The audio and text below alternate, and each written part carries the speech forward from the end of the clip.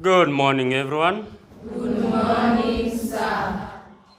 Now, we have come to the final stage of the end of year school closing program, in which the Samaritan, the winning innovation in this year's secondary schools national innovation competitions, will officially be launched in our municipality. Our mayor, His Worship, Honorable Mosi, will preside over the launch.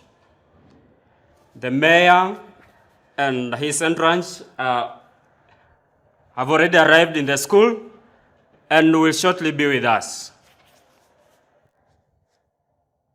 You will remain standing as the guests, led by our school principal, enter the hall. You will resume your seats once all the guests are seated. All right? Yes, yes, sir.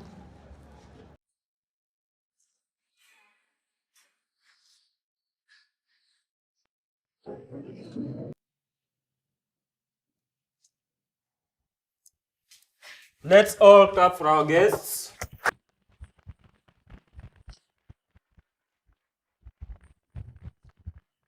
Thank you very much. You may now take your seats. It is now my humble duty to invite our principal to welcome our guests and take us through the rest of the program. Thank you.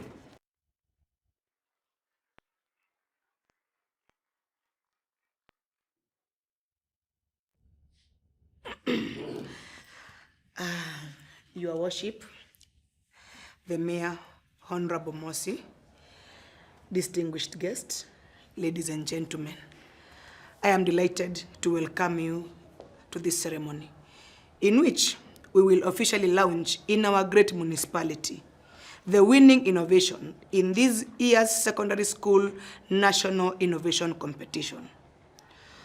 On this occasion, we will also present a prize to Alvita and Montano, our very own students here at Sagrada Secondary School, who created the winning innovation.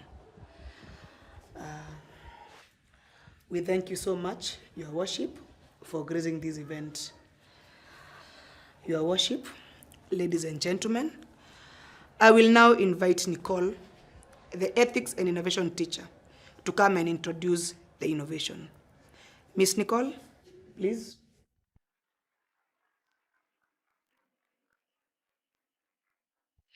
Your Worship, distinguished guests, ladies and gentlemen, I am most humbled to introduce an innovation that has captured the imagination of our municipal city.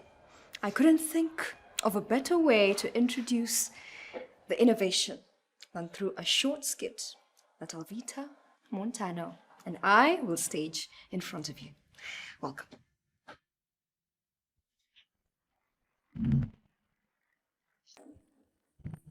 Tell me, Alvito, what can we do as a society to ensure that you have a good future? Right now, it seems extremely bleak. I shudder to think about it. How do you know my future is extremely bleak? Well, yesterday I was seated under the tree behind the classroom thinking. And then? I traveled to the future. About 50 years from now, and guess what? I saw you working at a corner in a city as a cobbler. You looked severely battered and your nose was permanently running, if I remember well. Me? A cobbler? Was it a nightmare that you had or a hallucination? No, it's called traveling into the future. You close your eyes and you try to see how your future will look like, given your past and current traits. You can also travel into the past. One time I traveled to the past until I was back in my mother's womb, and I sat there mesmerized. It was very dark in there. Oh, what a strange thing to do. But a cobbler, he said? You're actually fortunate to have a source of income as a cobbler. Millions of young people were littering aimlessly in the streets and villages without gainful names. All of them were poor, hungry, and angry. You're really serious, Montana. You mean with all my education, I couldn't get a good job? See, Alvita, our country has been and is producing more graduates each year than the number of jobs it is able to create. At this rate, what do you think will be the situation of our period of 50 years? Alvita, I was in no better position.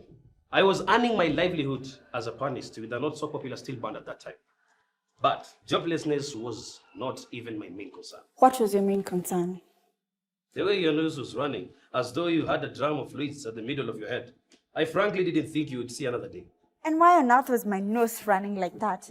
This is unusual. I think it was because of the awful smell in the city. At that time, all cities had a bad trench, and I think it was because cleaning water was very scarce. Why was there no water? Climate change had occasional unpredictable weather patterns. It was hardly raining anymore. It was raining once in a year, at most for only 10 minutes. You see, Alvita, the new climate could hardly support plant or animal life. You mean animals and plants had died? Most of them. In fact, people had no choice but to adapt to eating strange things like insects, crawling creatures, and rodents that could survive the harsh climates. But all these were in short supply too.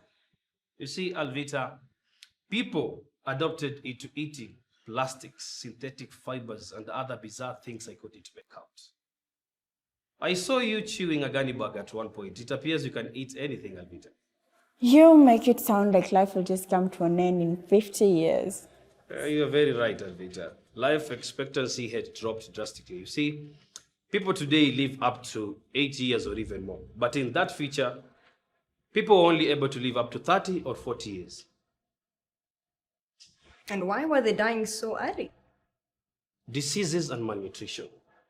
People were not able to afford medicine or good food. Crime was also too high, with people being slaughtered like chickens. Like chicken, you say? What, with all these criminal gangs in the municipality?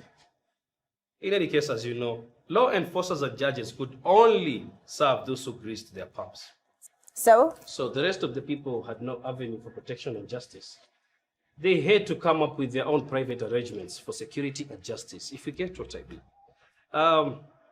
This made people take law into their own hands. That's pretty much the case today. It had only aggravated over the 50 years period. I will tell you, my dear Montano, lack of knowledge is darker than night. I also traveled into the future, and I saw an entirely different world. Oh, really? Thanks. You see, people had become so creative that they designed intelligent robots that replaced even professionals like judges and police officers. So justice and law enforcement were rendered to all people by machines without discrimination. Oh, what an incredible idea. How can a robot possibly enforce the law or make a judgment? Oh, yes, it can. You see, if today a computer software can do a better job than an accountant or a lawyer, then what is so special about developing an artificial police officer or judge? Alvita, pipe dreams you entertain. Oh, yes, it is true. I also saw that life expectancy had increased to over 700 years. Let's say this, Alvita. Yes. Drugs had been developed for regenerating body cells in such a way that no one could grow old. I remember seeing you, mistress. You look so young and beautiful at 250 years of age.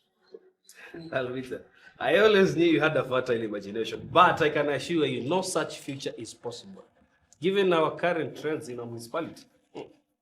Oh, yes, it is possible. Through creativity, we had transformed human society so fundamentally in such a way that we did not need jobs.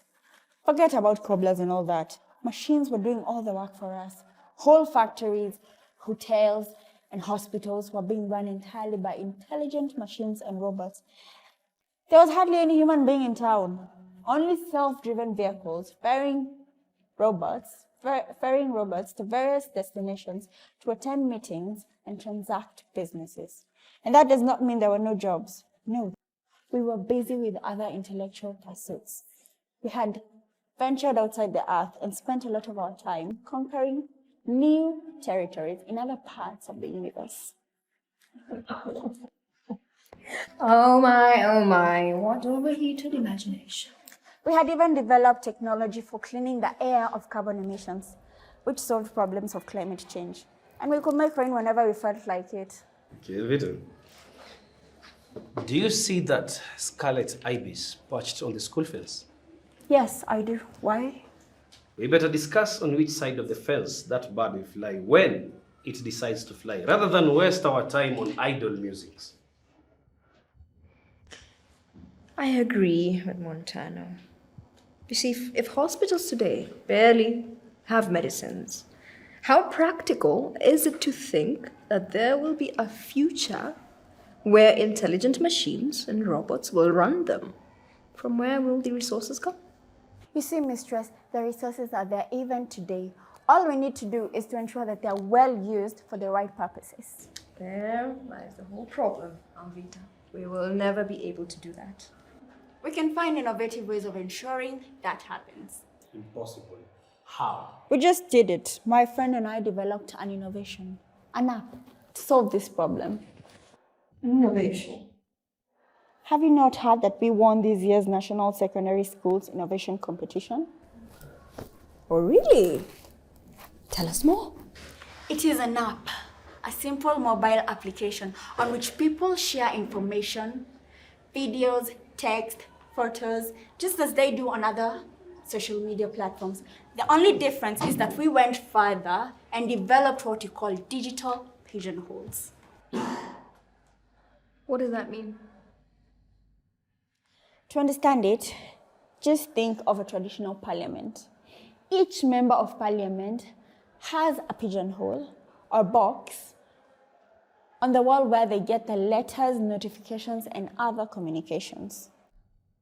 Yes. Now think of a wall with a pigeonhole for every municipal department where officials get letters, notifications, and other communications from members of the public. This is what the innovation is all about. Only the pigeonholes are on a digital wall, and the letters, notifications, and other communications are in soft rather than hard form, as in a physical parliament. It makes sense. Have you tried it? Oh yes, we initially deployed it on a trial run to protect our environment. People took photographs and videos of illegal activities that degrade the environment in the neighborhood, provided details of the location where the activities were taking place and the people involved, and posted all this information on the pigeonhole of the municipal department responsible for the environment on the app. Officials only needed to log into the app and check their pigeonhole to see what reports people are sending them. This is still continuing. Quite impressive. But does it ensure the proper use of public resources? Remember our argument. Yes, it does. People are now sharing information about the use of resources in the same way. Take the municipal procurement process, for example. People are sharing information on what the municipal council is procuring, how tenders are awarded, who win the tenders, whether those awarded the tenders deliver the goods and services required, the quality and the cost of goods and services supplied, the duration of delivery, and so on. To which municipal department are such information pigeonholed? It can be shared with the Crimes and Intelligence Commission in case of abuse of the procurement and delivery process. The beauty of it all is that volunteers can share information privately and anonymously if they so wish, from the comfort of their homes or wherever they are. You just download the app into your phone from the internet and open an account. There you go. Just post whatever information you want to share. Let us get this straight. Where do you get the information on procurement, for example? From the people. The information is always with the people. Which people? The people, of course. Don't you know the people? Please, let her explain. The app relies on volunteers. These are good people who are ready to volunteer information that advances the public good. That is why we named the application The Samaritan, after the parable of the Good Samaritan narrated in the Good Book. Good people. Are there any good people around here? How do you know that the people won't write lies? All people will take responsibility for what they write. As indicated in the terms and conditions of using the app, all users take legal responsibility for what they post.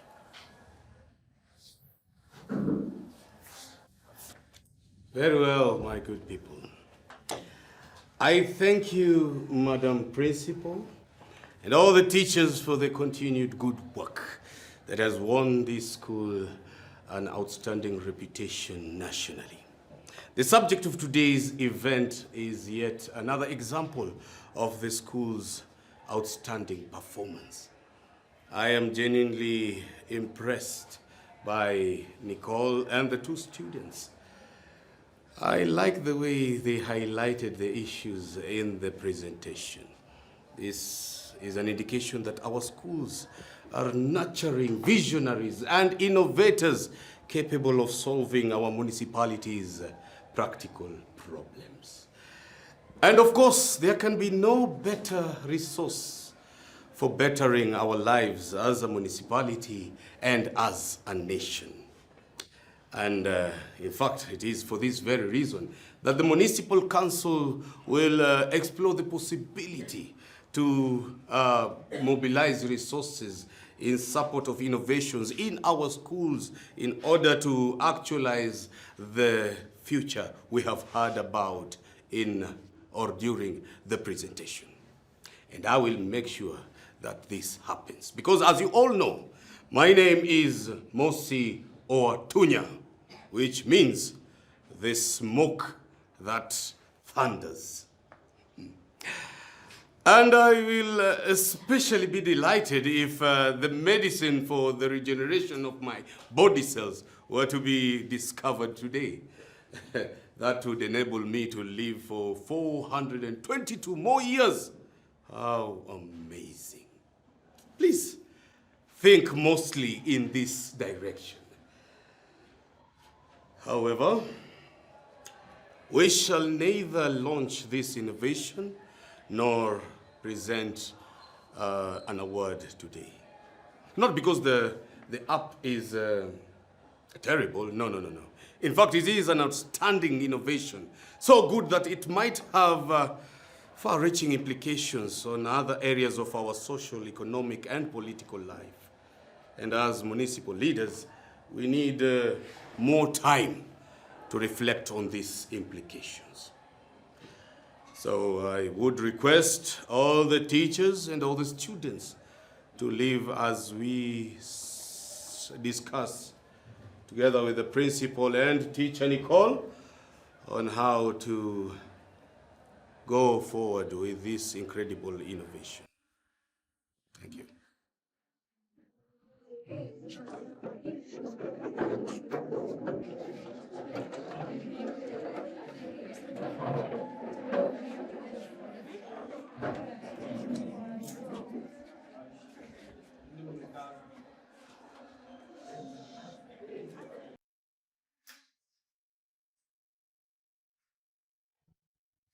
Did you know that you can now watch all Setbook video films anywhere and at your convenience? Download Soma Sasa app from the Play Store of your mobile phone and choose the Setbook video that you desire to watch. Click play and start to enjoy watching our KICD approved Setbook video films and other e-learning videos. It's that simple.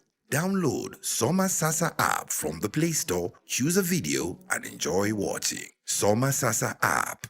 Masomo Mkononi. Soma Sasa app, your mobile phone revision partner. Call us on 0722-751375 or visit our website www.climaxpublisher.org. Soma Sasa app, modernizing education.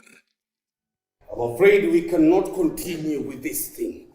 I have already forgotten what you're calling it. But why your worship? This is a blessing for our country. Don't you see it? Huh? This It might turn out to be a platform for misinformation, lies, and witch hunt.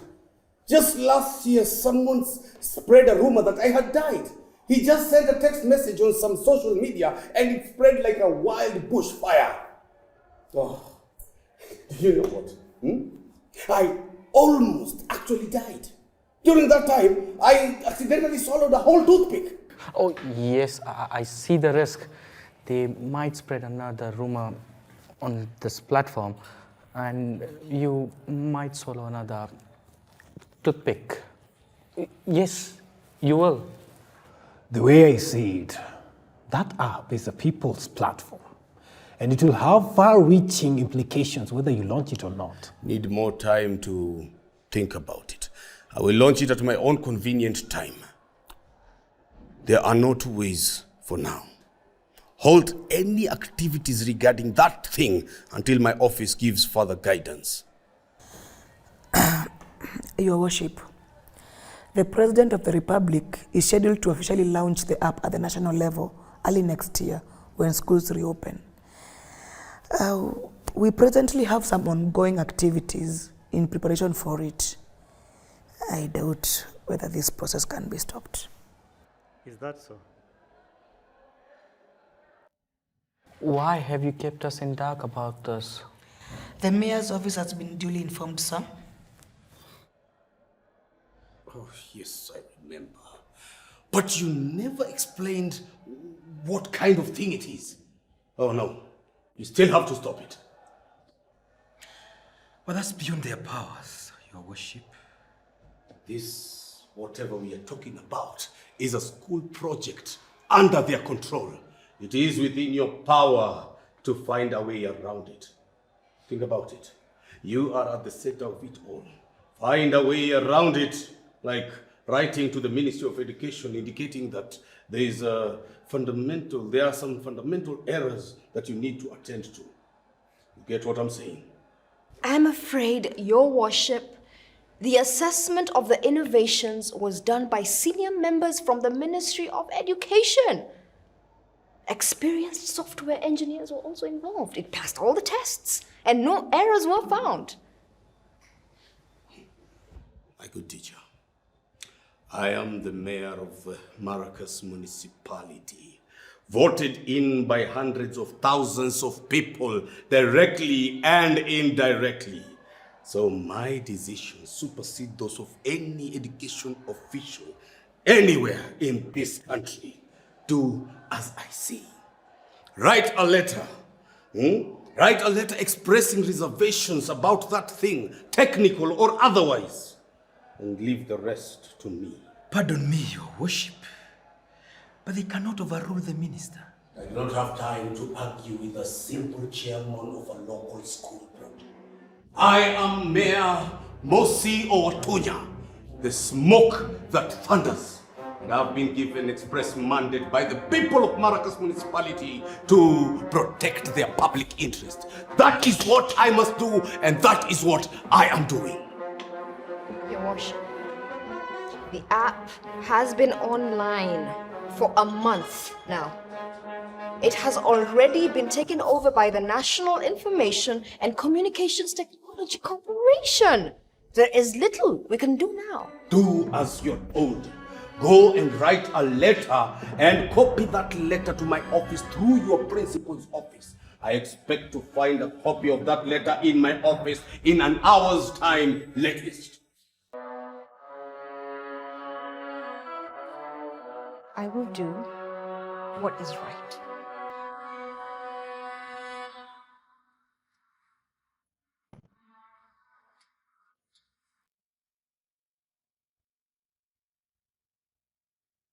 I wonder if she's going to do it. I wonder if she should. Are you challenging my authority? No, I'm not. I just don't see the sense in what you're suggesting. Then shut your mouth if you have nothing useful to say. I am almost sure she will not do it. She doesn't usually compromise on what she thinks is right. Don't be too sure. Just ensure that my orders are obeyed, or otherwise, you and her will be in a lot of trouble. I declare this meeting over.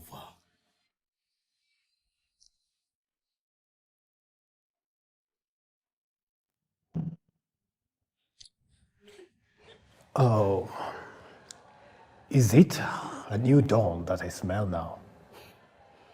It is most likely the smell of berries or corn on cobs. They are delicacies for porcupines. No doubt it will be a delicious new dawn in our island. Have you seen any dawn since you began smelling them? You know, I've never been more hopeful.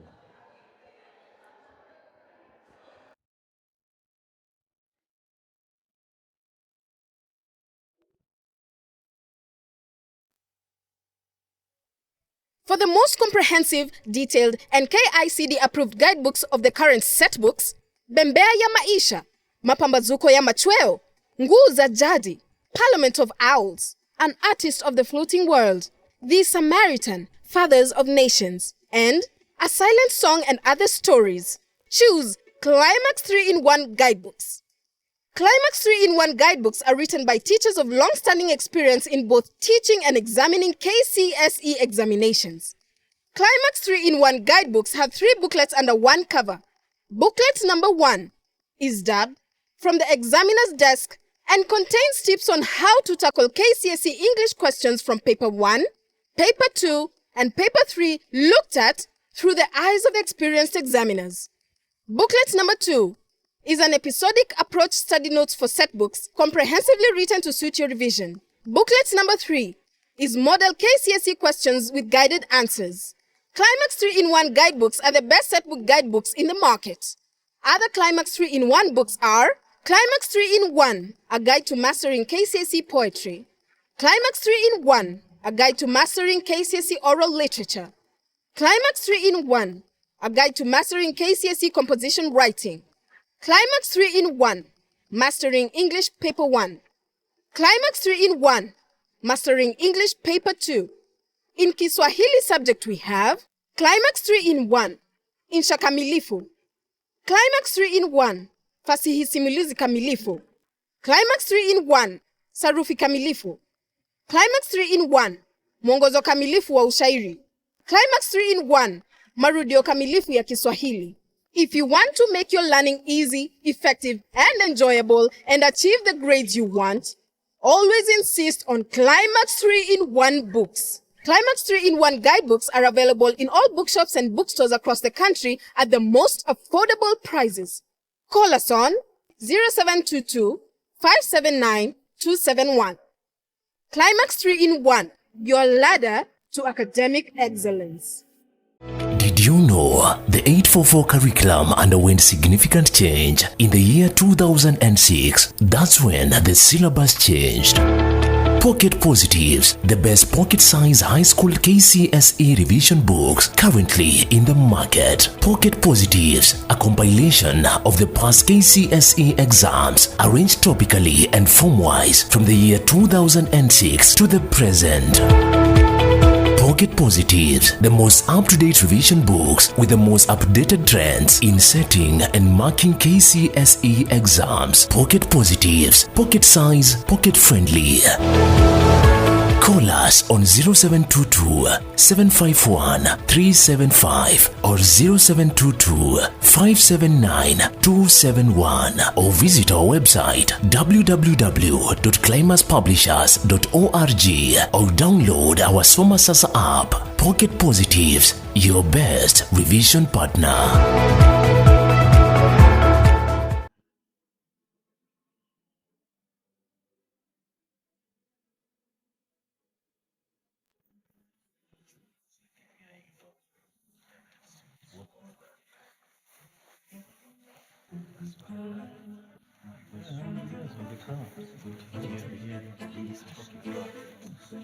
Oh.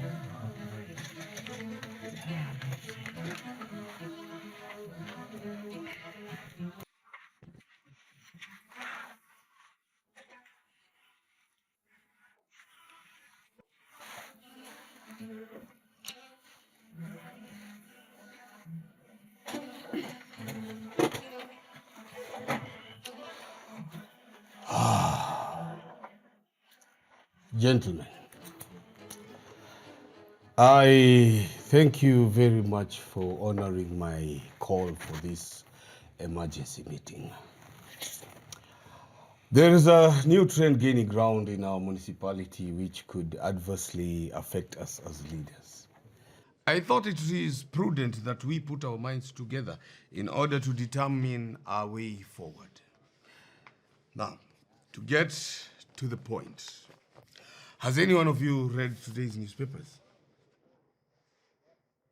No. Yes.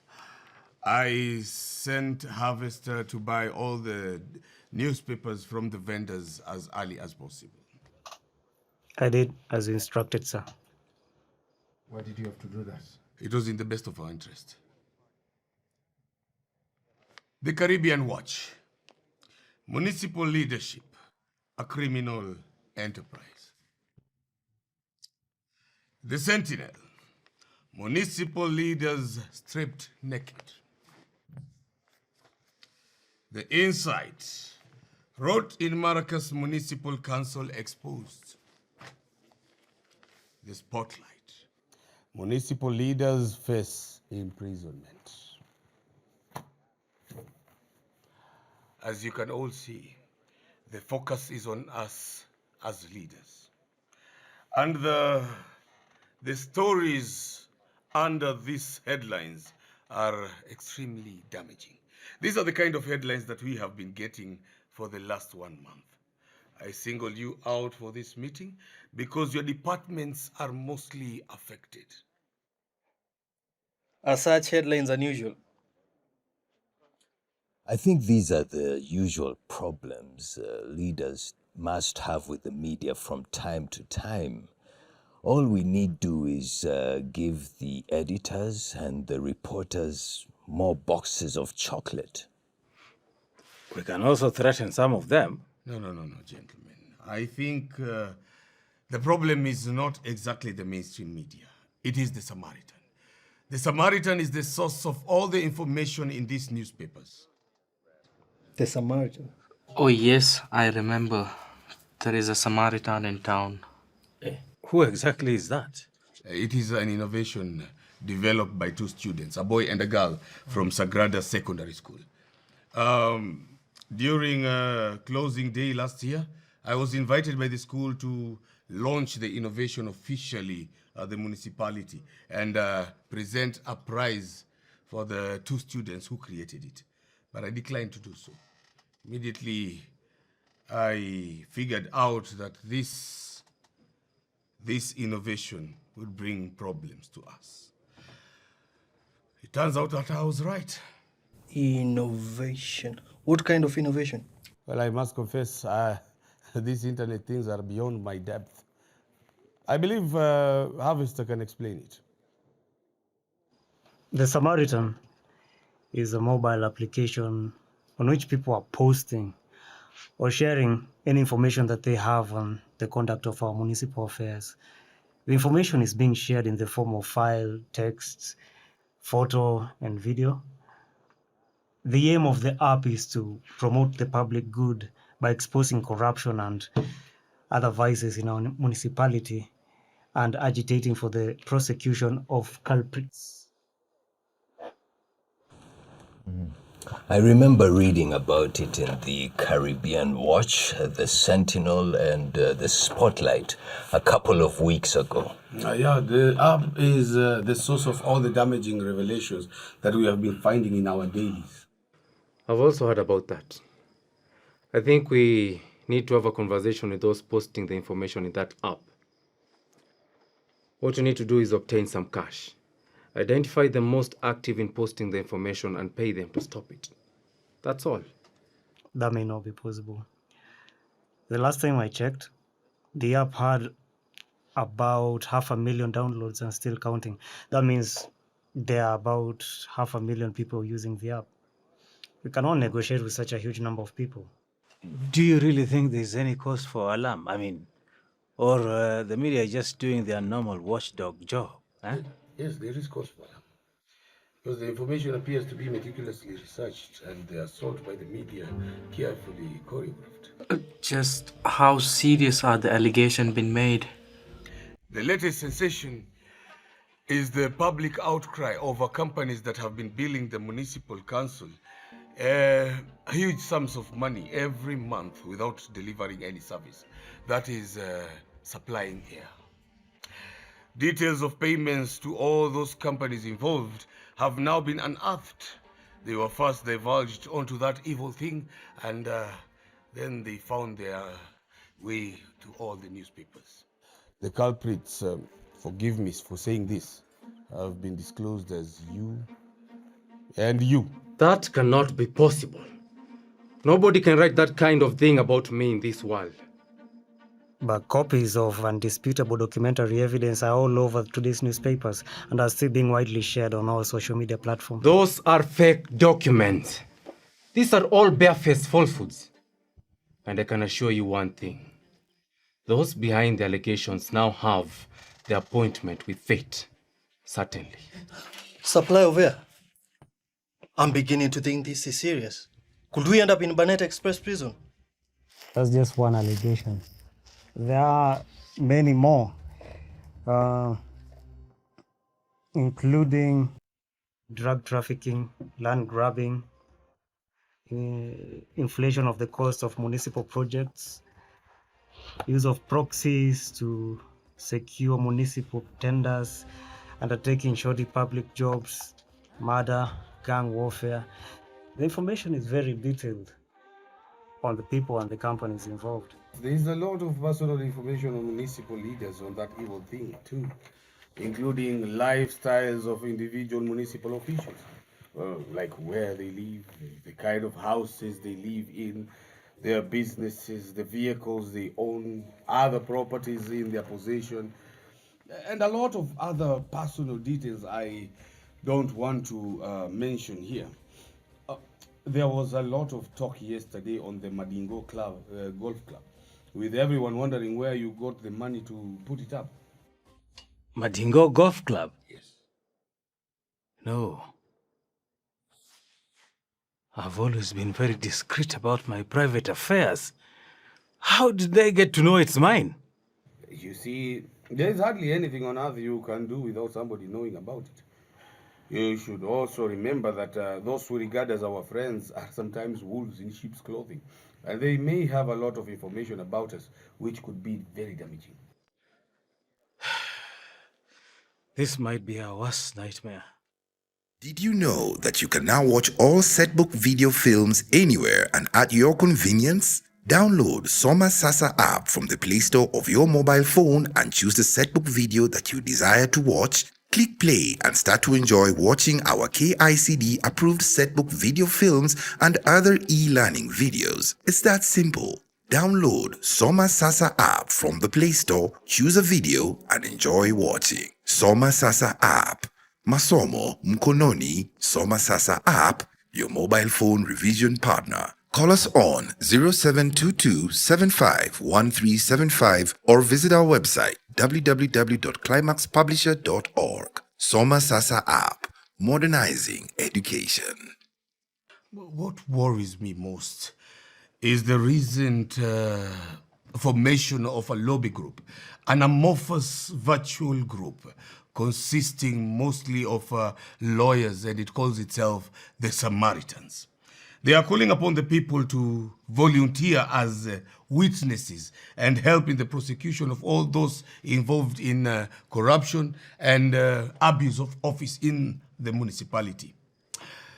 They are also planning to petition the local government minister, the prime minister, and the chief justice to take action. The situation, gentlemen, is not pretty at all. Can such online allegations form a strong basis for prosecution and conviction? Yes, they can, provided there are valid documents supporting the allegations. I think we have no choice but to ban that thing in Maracas municipality. The municipal council need to pass a bylaw to that effect with immediate effect. I will enforce it immediately.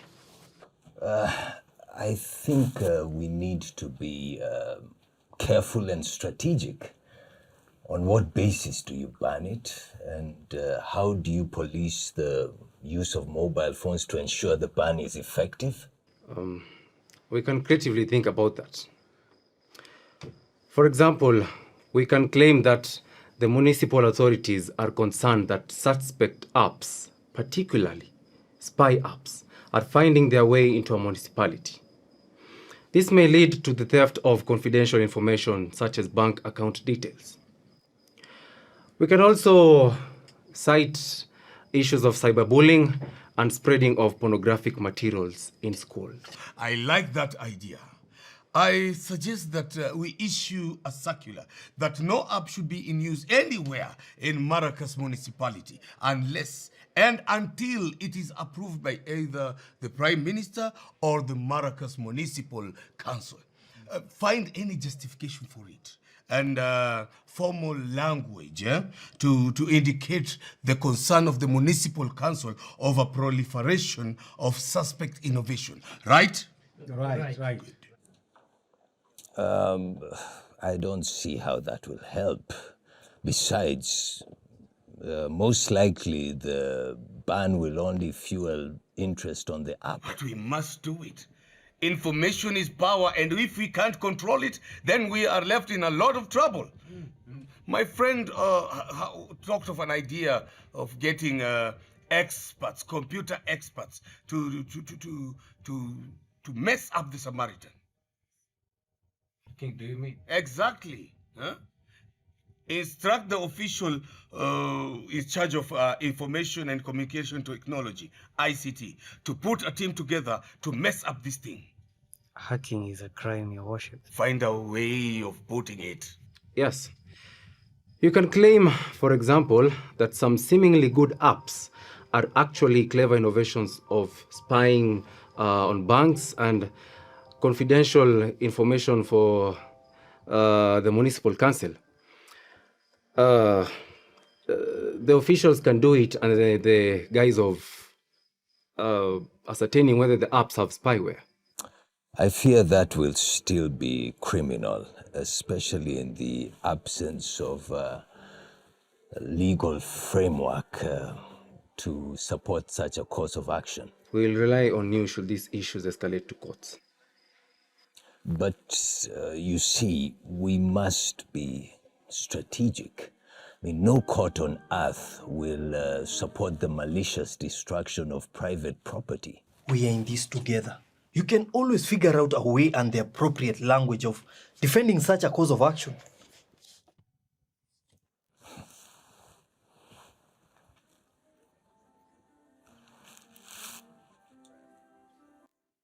Together?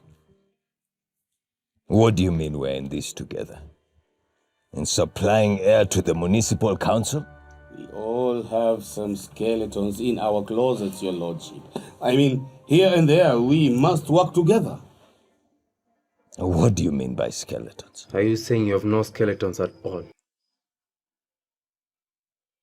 The issue is not if I have skeletons or not. And in fact, as you can see, I'm not a reptile. But quite so often in life, what matters most is not what you do, but how you do it. You can fly into forbidden territory and still get away with it, provided you do it below the radar.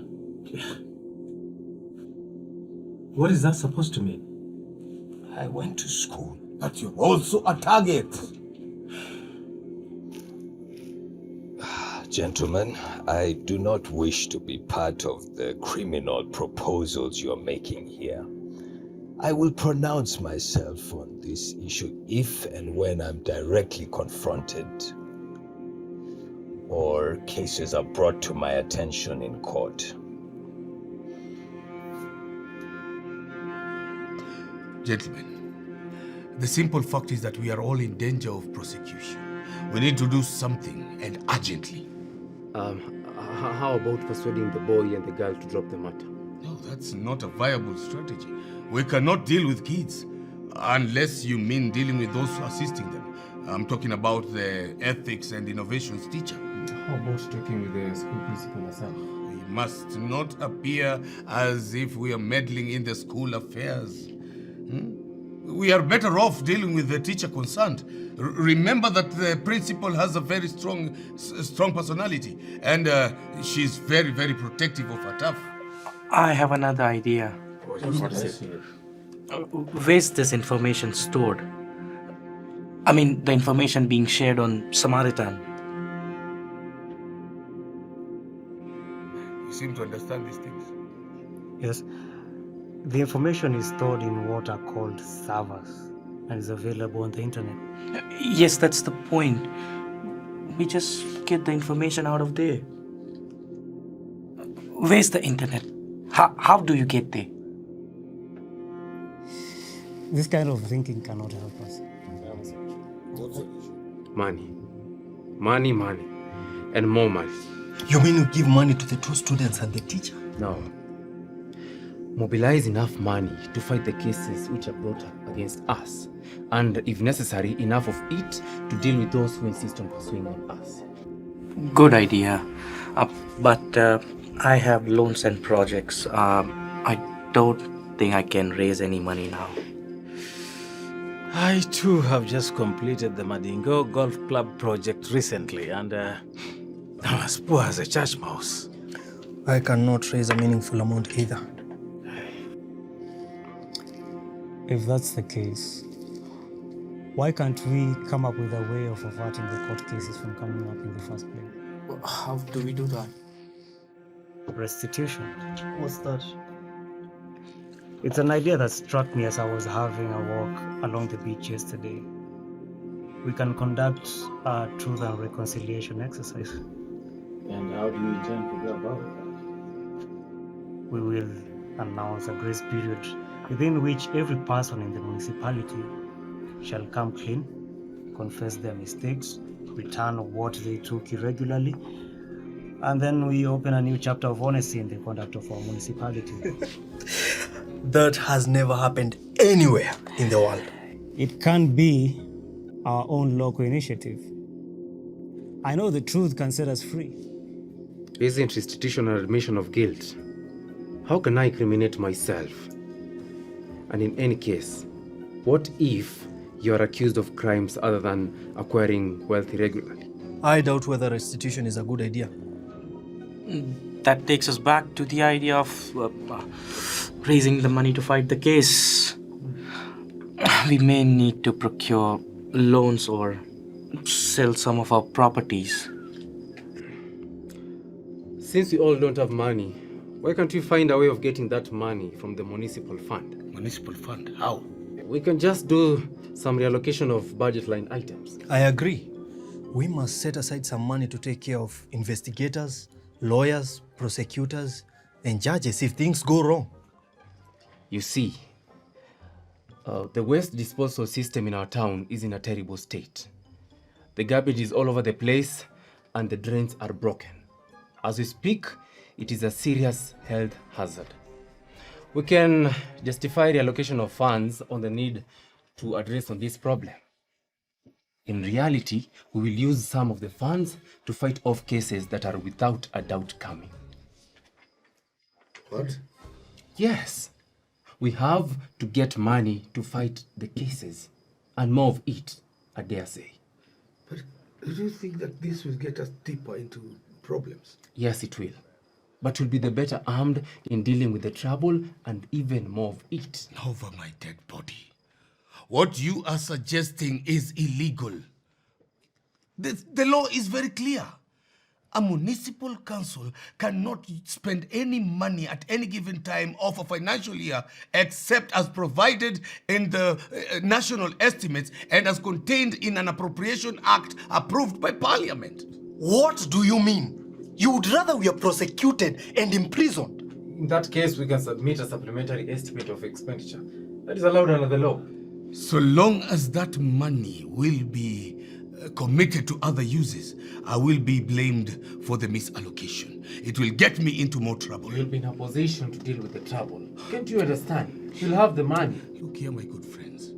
You have for a long time forced my hand into misallocating funds because of your unreasonable demands. Which demands? You cannot now deny the fact that you have forced me to concede to your endless demands, ranging from regular travel with enhanced allowances for your members of the council, sitting allowances for unnecessary committee meetings, to loans and mortgages.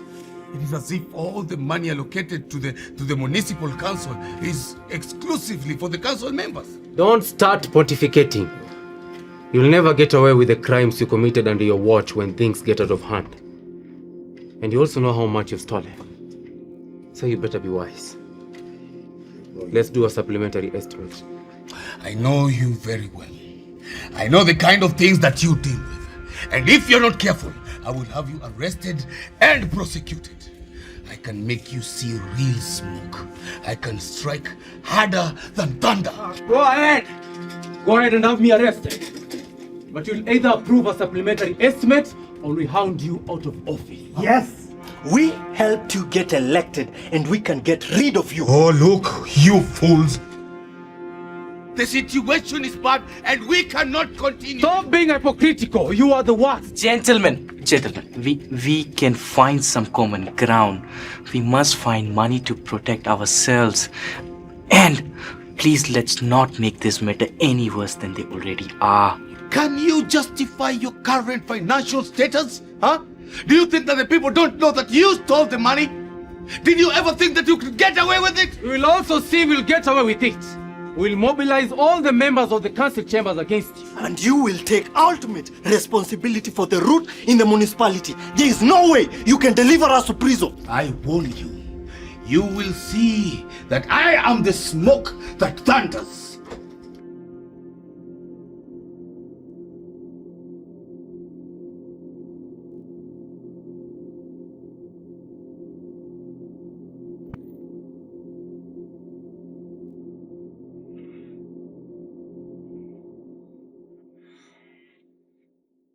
Did you know the 844 curriculum underwent significant change in the year 2006? That's when the syllabus changed. Pocket Positives, the best pocket-size high school KCSE revision books currently in the market. Pocket Positives, a compilation of the past KCSE exams arranged topically and form-wise from the year 2006 to the present. Pocket Positives, the most up-to-date revision books with the most updated trends in setting and marking KCSE exams. Pocket Positives, pocket size, pocket friendly. Call us on 0722-751-375 or 0722-579-271 or visit our website www.climaxpublishers.org or download our Soma Sasa app. Pocket Positives, your best revision partner. For the most comprehensive, detailed, and KICD-approved guidebooks of the current set books, Bembea ya Maisha, Mapambazuko ya Machweo, Nguu za Jadi, Parliament of Owls, An Artist of the Floating World, The Samaritan, Fathers of Nations, and A Silent Song and Other Stories, choose Climax 3-in-1 Guidebooks. Climax 3-in-1 Guidebooks are written by teachers of long-standing experience in both teaching and examining KCSE examinations. Climax 3-in-1 Guidebooks have 3 booklets under one cover. Booklet number 1 is dubbed From the Examiner's Desk and contains tips on how to tackle KCSE English questions from Paper 1, Paper 2, and Paper 3 looked at through the eyes of experienced examiners. Booklet number 2 is an episodic approach study notes for set books, comprehensively written to suit your revision. Booklet number 3 is model KCSE questions with guided answers. Climax 3-in-1 guidebooks are the best set book guidebooks in the market. Other Climax 3-in-1 books are Climax 3-in-1, a guide to mastering KCSE poetry. Climax 3-in-1, a guide to mastering KCSE oral literature. Climax 3-in-1, a guide to mastering KCSE composition writing. Climax 3-in-1, mastering English Paper 1. Climax 3-in-1, mastering English Paper 2. In Kiswahili subject we have Climax 3-in-1, insha kamilifu. Climax 3-in-1, fasihi simulizi kamilifu. Climax 3-in-1, sarufi kamilifu.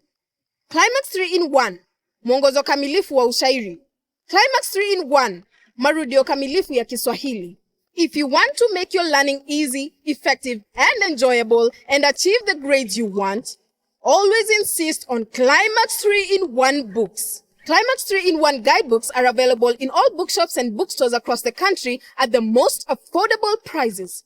Call us on 0722 579 271. Climax 3-in-1, your ladder to academic excellence.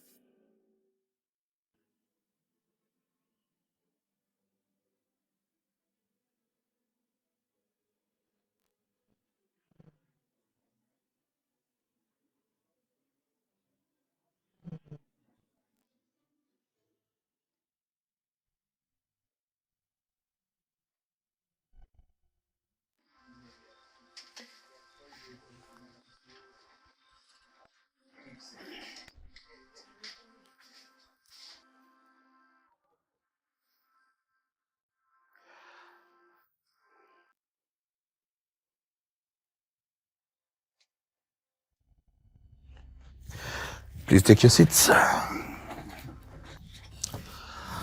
As you all know, this Samaritan crisis has snowballed into a huge nightmare since our meeting a week ago. I have called you here as my dependable allies so that we can agree on how to handle this unfolding crisis. Before you get there, Your Worship, it is only fair that I bring to your attention the very likelihood of my untimely death anytime soon. What did you say?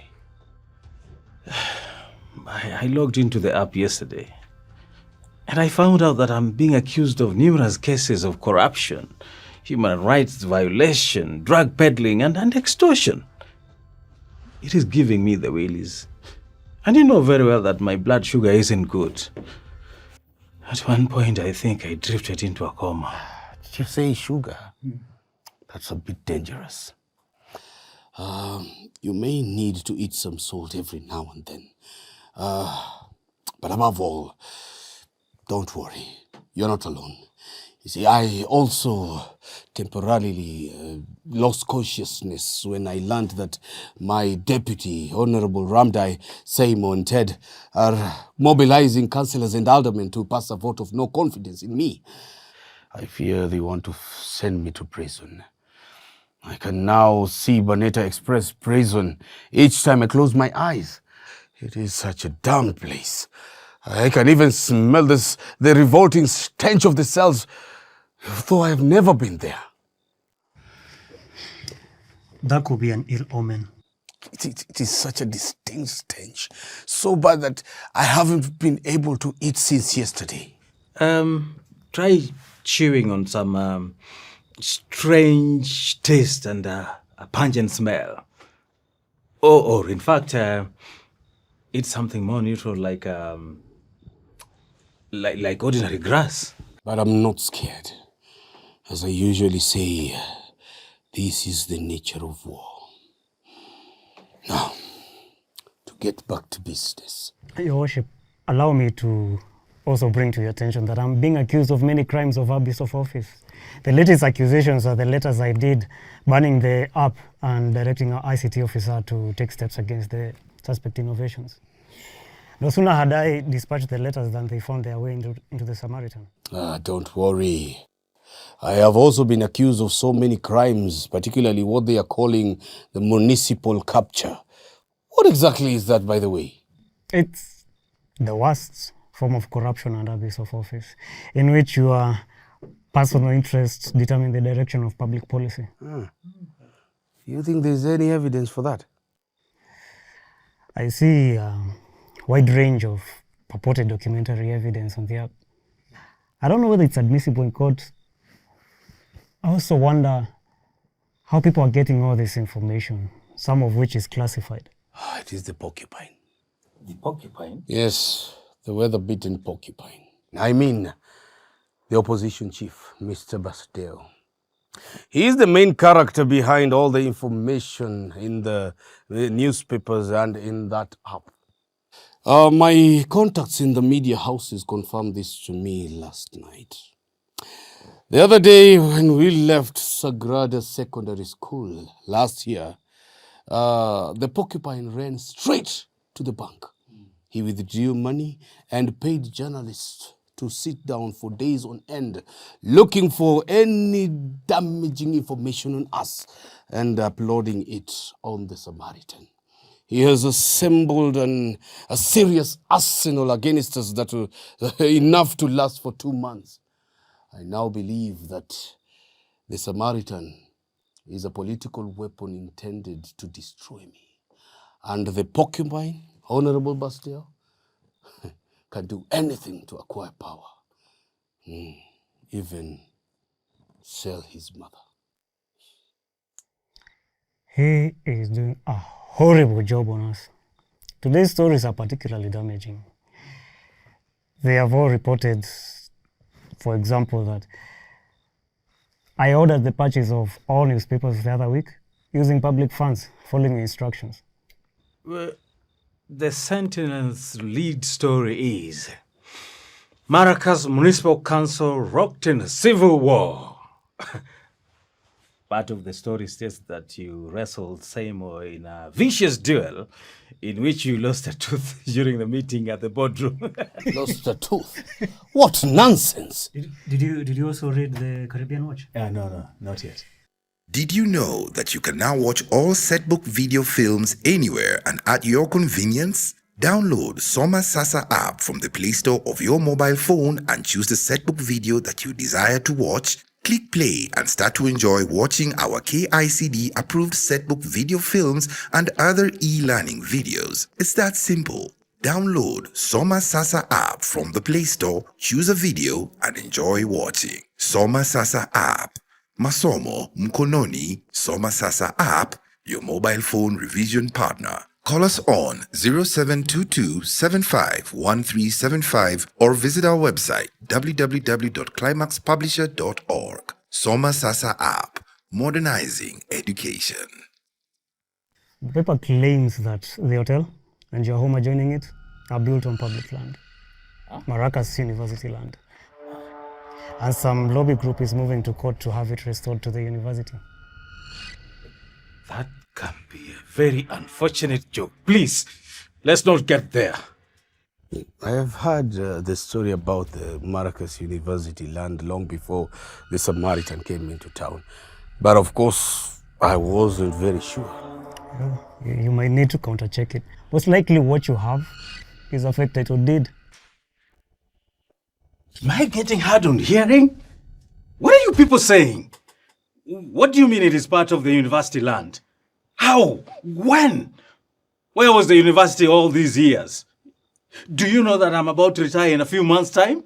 Do you know that that is the only investment I have? Do you know that I put all my life saving into the hotel and that home? The sad thing is that the paper claims that you're a member of the Ghetto Boys, a shadowy gang that drops people all over the municipality. It further claims that the hotel was built with the money your officers collect from motorists every day. In fact, they are calling it the Motorist Highway Hotel. The paper also claims that you've transformed the municipality police force into a personal outfit for collecting bribes from the innocent and the guilty alike. The officers no longer wake up to go and enforce law and order. They wake up to go collect bribes for you and keep some of it for themselves. The paper says they have still pictures and video footage to support the allegation. I need to take what belongs to me. I need to take what belongs to me. Time for talking is over. It is time for action. He can make me a vagabond and a pauper. Me? Oh no. Just calm down, just calm down. And don't worry. I can arrange for the university to be allocated alternative land. Is that possible? Yes, it is. But still, I have to teach him a lesson. Okay. I have to teach him a lesson. Who Who sold you the land? The dinosaur Ramte. Forget the old man. That's how he has earned his living all these years. He has ruined the lives of countless people because of greed.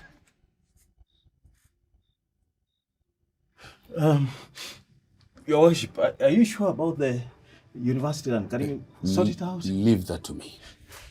Okay. Anyway, so much for the observations. We need now to get down to the serious business of deciding how we're going to handle this crisis. First of all, I want you to mobilize your staff to prepare a comprehensive statement, press statement, to be issued tomorrow. The statement should focus on countering all the allegations leveled against us by the media. I also would like to have a press conference sometime tomorrow. Yes, sir. Get me someone to give me some talking notes and include some points on cyber, what are you calling them? Those internet crimes? Cyberbullying? Yes, that one. Also include our concern on spy software to justify the instructions that we gave our ICT officials. We should also deny ever refusing to give an award to those 2 students at the Sagrada Secondary School. Indicate that we are finalizing arrangements on giving the prize and mainstream the use of the app in the running of the municipality to enhance transparency and accountability. Also, prepare a press statement every day. We should create an impression that our municipal council is running normally. Also, we must hype the message that all the allegations in the newspapers and in the app are lies manufactured by political opportunists and election losers. Yes. Yes, sir. That is just the housekeeping matters that we need to address. But the most important and urgent problem for now is to deal with the vote of no confidence in me. Honorable Ramdai, Seymour and Ted are busy mobilizing the members of the chamber to open the debate in this issue tomorrow. That vote of no confidence must not see the light of the day, even if it is over my dead body. To be on top of things, I suggest that we find a reason for arresting them all. I'm not very sure that's the best strategy at this time. We should scheme carefully. As they say, discretion is the better part of valor. How about stopping it in court? No. I find the courts undependable. They follow money more often than they follow justice. And you do remember how Justice Jaden spoke the other day. I think I'm better off mobilizing my political base to deal with the vote of no confidence motion. On the floor of the county chamber? Yes. Won't that be running a significant risk? The majority of ward representatives and aldermen are exposed in the Samaritan and also face the risk of prosecution. Don't you think Honorable Ramdai could easily win them over?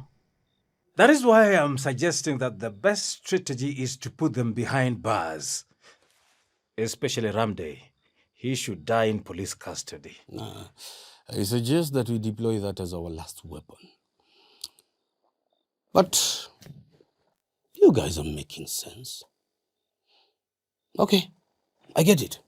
How about mobilizing my Red Eagle network of young supporters to make the municipal headquarters a no-go zone for them tomorrow? Excellent idea. We must make sure that the meeting to deliberate on the vote of no confidence doesn't take place anywhere on the face of the earth. I will also arrange for the ghetto boys and the undercover police to support your youth network. Perfectly. Perfectly, yes. And you know what? We must make this exercise a neat one. Huh? I must remind them who I am. His worship, Honorable Mosi Oatonya, the smoke that thunders. And I will send the black man to you very early tomorrow morning. Who's that, sir? He heads the Red Eagle Gang. He is the coordinator of all my political network. He will need some money to pay the youths and buy some tires, some mattresses, sacks, and polythene papers. I want them burnt all over and spread all over the town, especially in the vicinity of the municipal headquarters. He will also need money for transport. Give him enough to fund this exercise of great significance to the welfare of our municipality. Yes, sir. Also buy some white ribbons, eh? Tell them to wear them so that my men can recognize them. Yes. And make sure you tell your undercover officers to shoot in the air every now and then. I want to show them that I can leave thunder and smoke in my wake. Consider it done. But the issue of the university land, are you sure you can do it, sir? Consider it done too. Now, 2 problems have been solved. Your hotel and the vote of no confidence meeting tomorrow. But we still have to figure out how to deal with the Samaritan. I like the idea of going to talk to the teacher at the Sagrada Secondary School. Yes, it will be good if we secured an understanding that she will edit or filter some of the information coming out about us. That would solve the problem. Very well. I will go there first thing in the morning and talk to her. I never know. She might oblige. I seriously doubt if she will. She struck me as a very difficult person. Let's just try. If she refuses to oblige, then I'll give her a visit. I have a way of making people change allegiances. I doubt if it is advisable for you to go there. You might make things worse. You know, sometimes when I think about your approach to problems, I am often reminded about what they call the law of the instrument. And what is it about?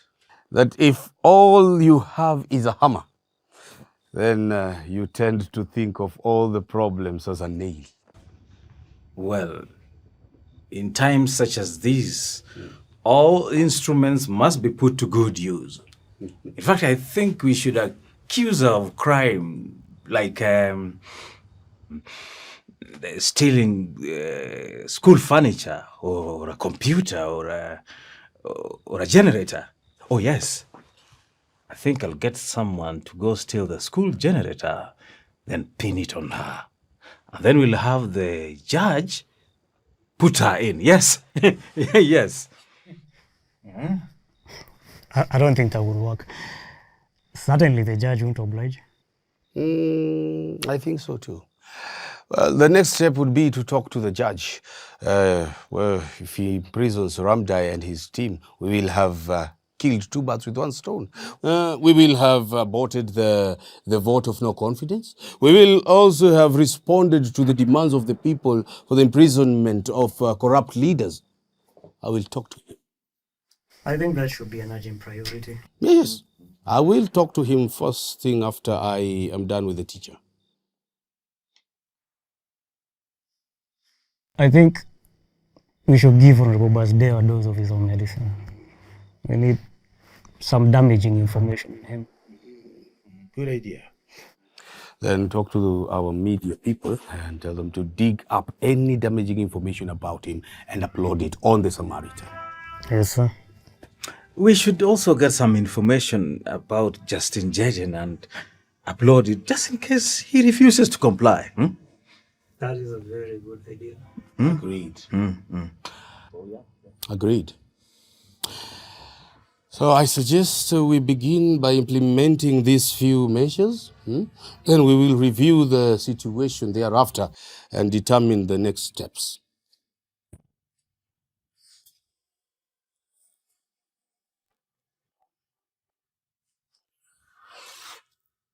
We must stop tomorrow's meeting. We must get an alternative land for the university. We must get the teacher and the judge on the line. We must get on top of the situation.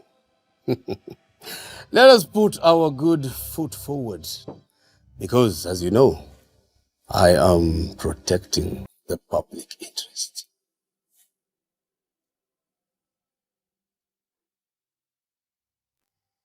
Did you know the 844 curriculum underwent significant change in the year 2006? That's when the syllabus changed. Pocket Positives, the best pocket-size high school KCSE revision books currently in the market. Pocket Positives, a compilation of the past KCSE exams arranged topically and form-wise from the year 2006 to the present. Pocket Positives, the most up-to-date revision books with the most updated trends in setting and marking KCSE exams. Pocket Positives, pocket size, pocket friendly. Call us on 0722-751-375 or 0722-579-271 or visit our website www.climaxpublishers.org or download our Soma Sasa app. Pocket Positives, your best revision partner.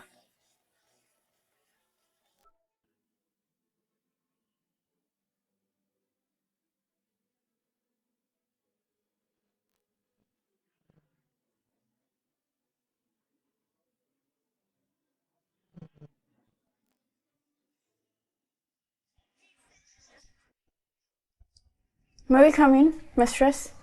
Please do. How are you? We're worried, mistress. Over what, Alvida? Over you. Why? The mayor gave an ultimatum during the closing day last year. We fear the Samaritan might get you into trouble. Don't worry, my good boy and girl. All will be well. Please sit down. The launch hasn't taken place. We smell trouble, mistress. Yes, the launch has been put off. The municipal leaders are not happy with the app. Why? You are young, and you might not understand these things. Why would the leaders reject what's good for the people? I like the idea of the Samaritan. Do you remember what happened in the parable of the Good Samaritan? Yes, mistress. Robbers attacked a Jewish man. They beat him up, robbed him, and left him for dead by the roadside. And then what happened, Montana? A priest came by. He saw the injured man lying by the roadside. Though he was a religious man working in our maker's house, he did not help him. He ignored him and went on his way. And then? And then came the Levite. He was a religious man too, as Levites worked as assistants to the priests. He also did not stop to help the man. Then? Next came a Samaritan. Though holding a different view on religion and despite the hostility between the Jews and the Samaritans, he took and treated the man with compassion, dressed his wounds, and took him to a safe place. You inspired me by naming your innovation the Samaritan.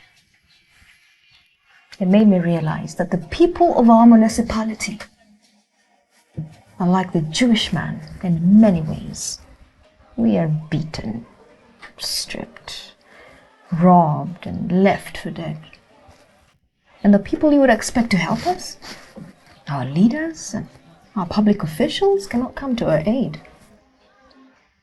They are like the priest and the Levite in this story. They only talk about pursuing public interest without ever being genuinely committed to it. The shepherds have turned against the sheep. So who will help us? It's up to us, all of us, without any claim to any office, to be the Samaritan, to be one another's keeper, and to be there for one another. Did you know that you can now watch all setbook video films anywhere and at your convenience? Download Soma Sasa app from the Play Store of your mobile phone and choose the setbook video that you desire to watch. Click play and start to enjoy watching our KICD approved setbook video films and other e-learning videos. It's that simple. Download Soma Sasa app from the Play Store, choose a video and enjoy watching. Soma Sasa app. Masomo Mkononi. Soma Sasa app, your mobile phone revision partner. Call us on 0722-751375 or visit our website www.climaxpublisher.org. Soma Sasa app, modernizing education.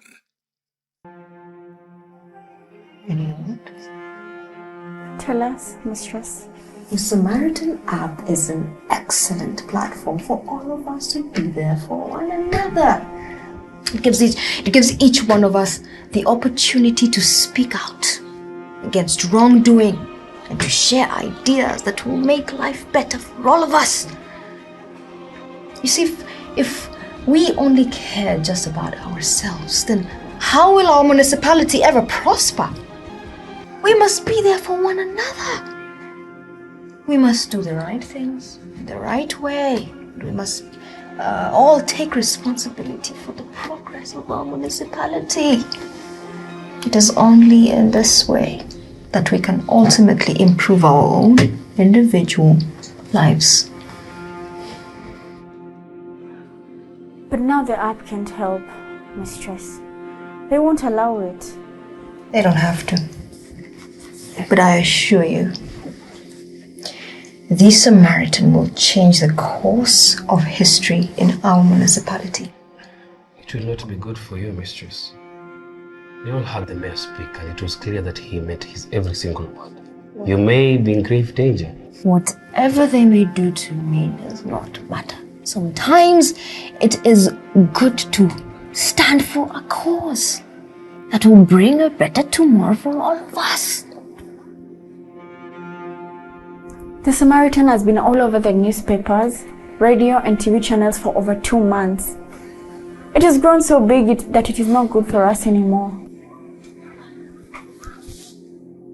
Could we transfer you from our school? We would like to follow you wherever you go. We must strive to improve our lives, not chicken out at every obstacle and threat to our lives. You are young kids, young also in the ways of the world. But what you have done is to provide the people with a smart and convenient tool for them to cast a spotlight on our leaders. A platform where the people can expose the stolen wealth of our leaders, expose their corrupt ways, and create a better society for all of us.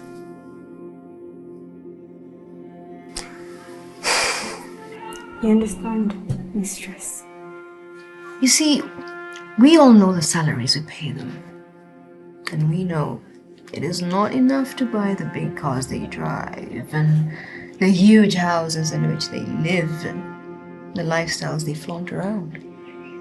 So where do they get the money? What do you do, Mistress? Stand firm with the app and demand that the leaders do things right. You should not be discouraged or be afraid. You two are promising students. Please work hard and you will go very far.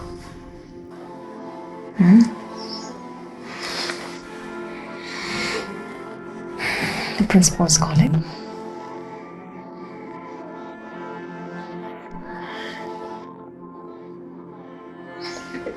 Straight away, Madam Principal. principal wants to see me in her office, in the boardroom, rather. So I will talk to you later.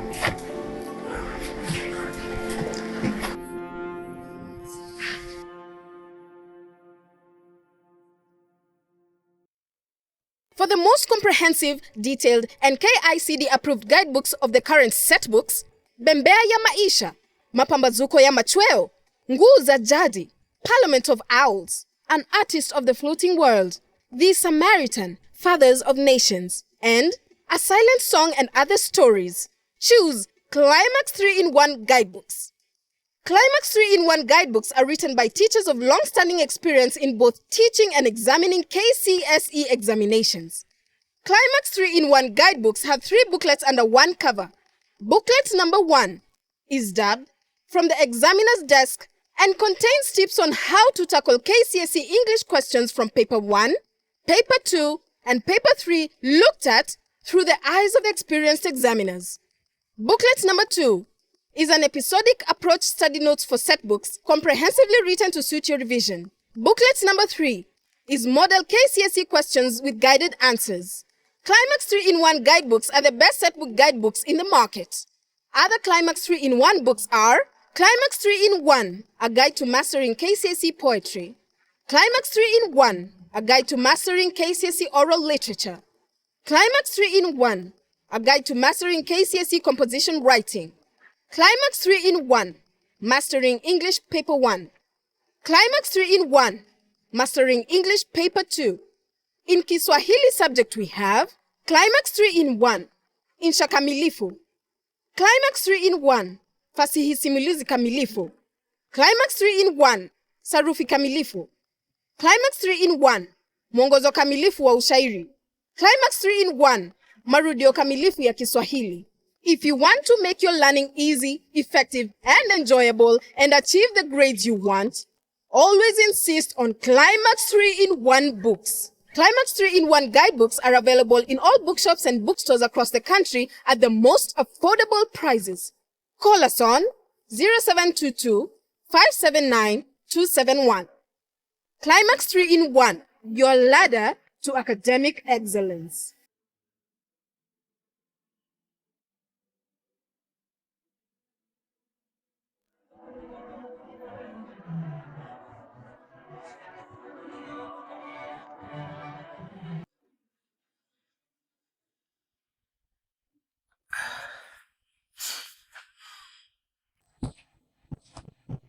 Yes?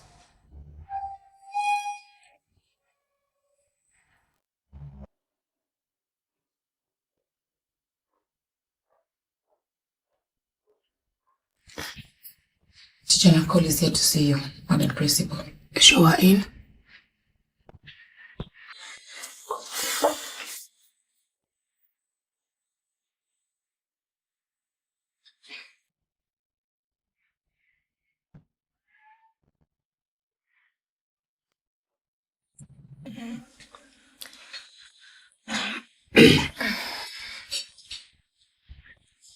What will you have? Coffee, tea? I will not have anything for now, thank you. Excuse.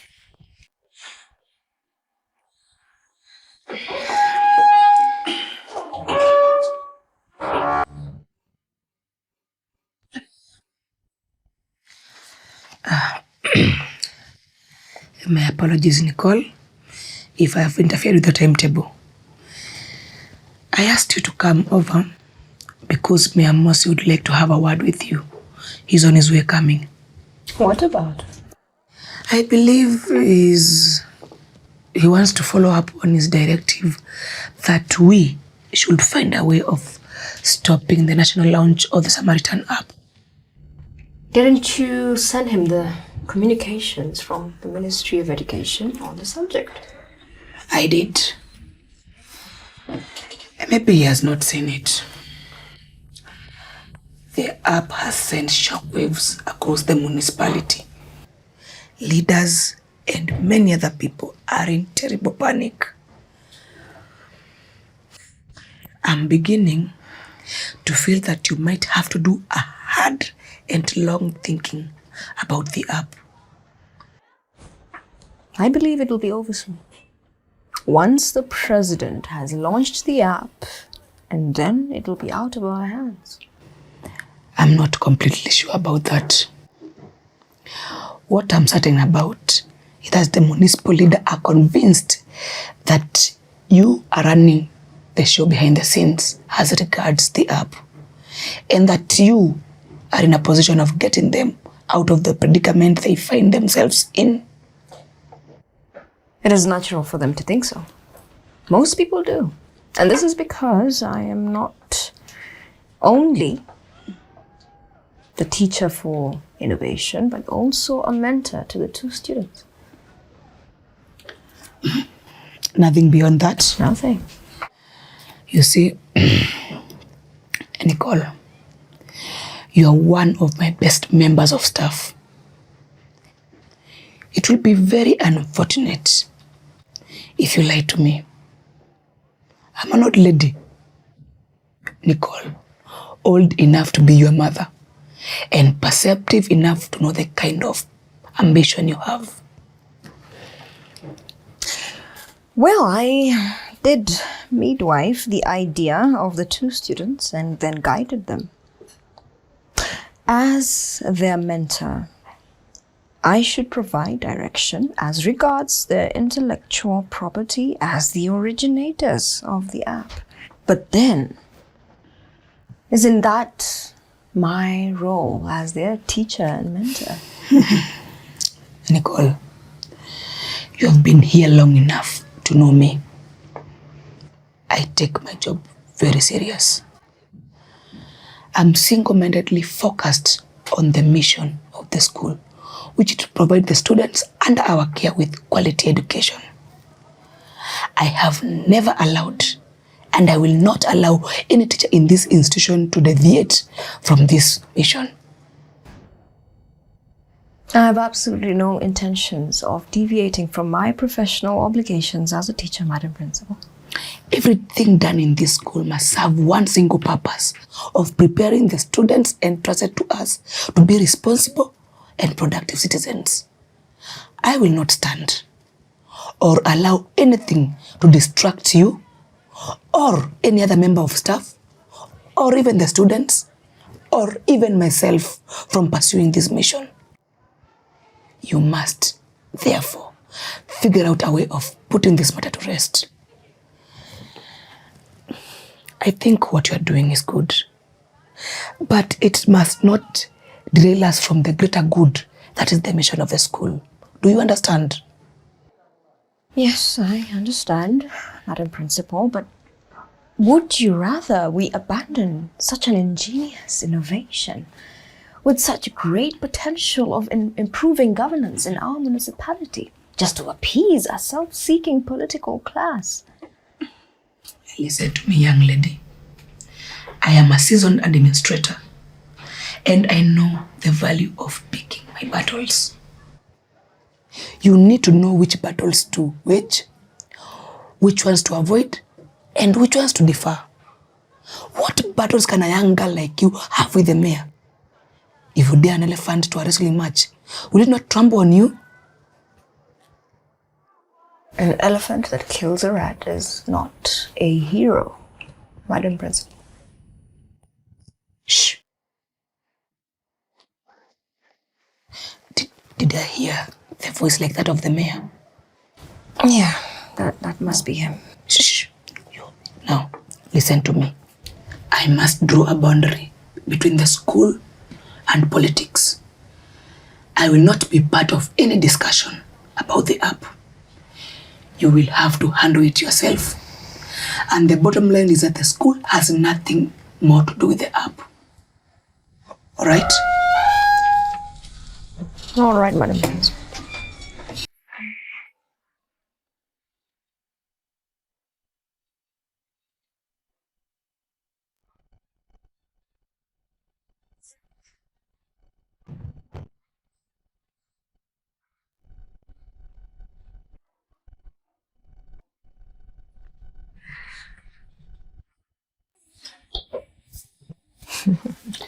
Welcome.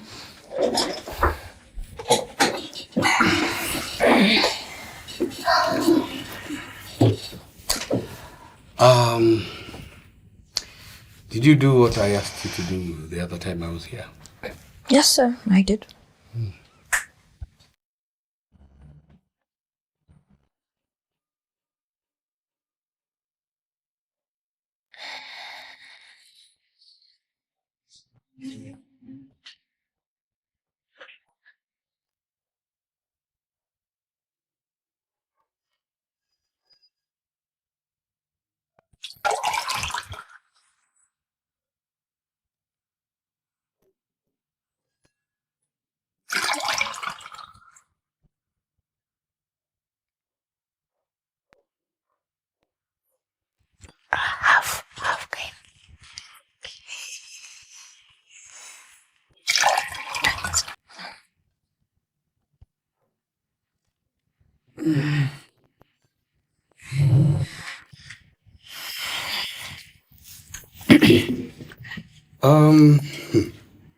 I heard that the national launch is still on.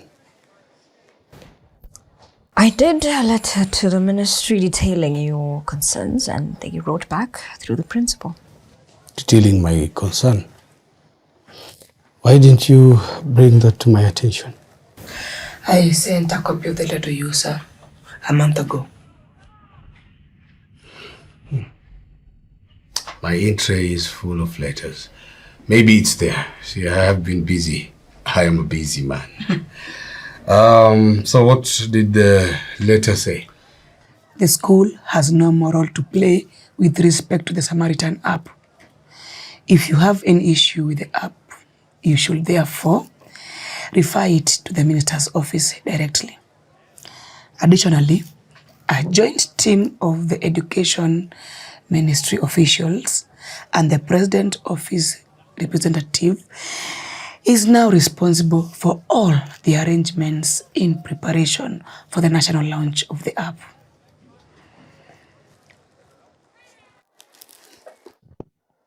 I see. That was a clever maneuver on your part.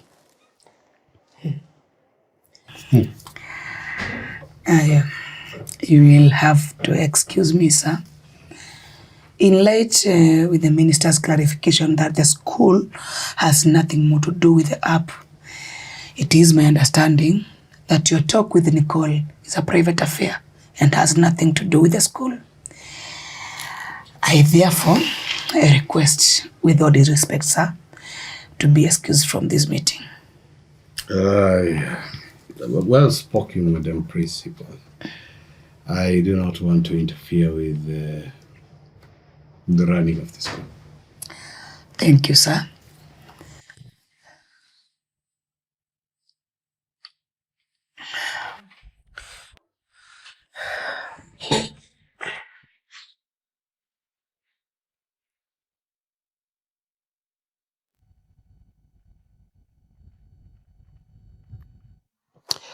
I'm sorry if I appeared to be too hard on you, Nicole. I just wanted us to have an honest talk. You see, what my major worry is that any malicious person or a political opponent like Honorable Basdeo will deliberately post false information against me on that app. I do not think that you need to worry about that, sir. If anyone posts false information or defames you, there is nothing that stops you from pleading your grievance in a court of law. But most of the posts are anonymous. How can I take legal action against an anonymous person? You see, the app is configured in such a way that the identities of those posting are hidden from the public, but not from the administrator of the app. You can therefore obtain the identities of persons behind defamatory posts from the administrator. The proprietor of the app is under legal obligation to provide such information upon request by a court of law. But even then, Nicole, the Samaritan app has far-reaching ramifications. Well, we have made mistakes, we all do, but I've actually come here to own up to my mistakes and to also seek your understanding and help.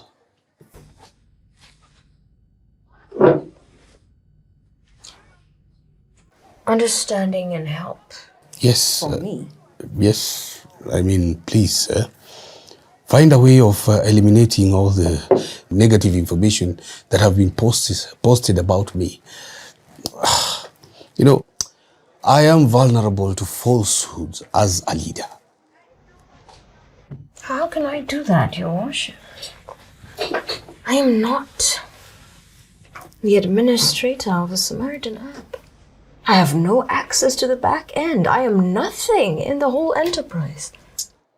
It is my understanding that you are a mentor of those two kids. I believe you can prevail upon them to do this for us. The National Information and Communications Technology Corporation has taken over the app and is making decisions on behalf of the two students. As we speak, they are in talks with some venture capitalists towards commercializing the app.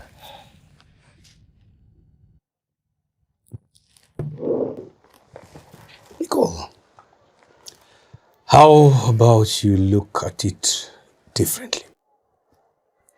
Which way, Your Worship? We all need money. The young kids need money. You could do with some cash. Just quote your figure, however big. I am very disappointed that the man in whom we have entrusted the affairs of our municipality, including fighting corruption, is offering to bribe me. I have never been and will not be part of these kinds of schemes. Okay. Do you want me to post that offer of money on the Samaritan? Well, I didn't mean that. I only meant to say that why look for venture capitalists elsewhere? Huh? I mean, we are here. Huh? You as a mentor and I as an investor, you see? Huh? Why can't we commercialize the app? I can inject the necessary seed capital and you can bring in the technical expertise. I have no proprietary claims that would entitle me to make any decision regarding the app. It does not belong to me. It is the intellectual property of the two students. Nicole, you need to look at this matter in depth. And you will realize that in truth, I am being crucified for the mistakes of the people. And it is not fair. I have been reading the posts on the Samaritan. They are all about public officials, leaders, and even private individuals. You have not been singled out in any way. Far from the truth. Take the issue of development. In the Samaritan, I am always accused of inflating the cost of the municipal projects and presiding over shoddy municipal works. Am I indeed responsible for that? Maybe. It's because you are the overall leader. The buck stops with you, as they say. It's so easy to say so, since I am the overall custodian of the public good in the municipality. Take a project such as the construction and maintenance of our secondary roads in our town. Are there any construction anywhere? Huh? I will tell you what happens. Only a few kilometers of roads are usually dug up and leveled. And then the contractor comes in and pours old black oil and claims that the roads are tarmacked. Today, our secondary roads look like they are part of an abandoned battlefield where bombs were detonated. Even trucks get stuck there. Yet, the council pays top dollar each year for these roads. Am I still responsible? Tell me. Tell me, Your Worship. It is my deputy, that irredeemable gossip and broker. And as you know, he doubles up as the municipal secretary to the Department of Planning and Development. He uses this position, to ensure that his companies and those of his relatives win tenders to construct the roads in our municipality. The same happens with regard to the tenders for the construction of bridges, pavements, drains, and watercourses. Sadly, they don't do any meaningful work. They only misappropriate the funds.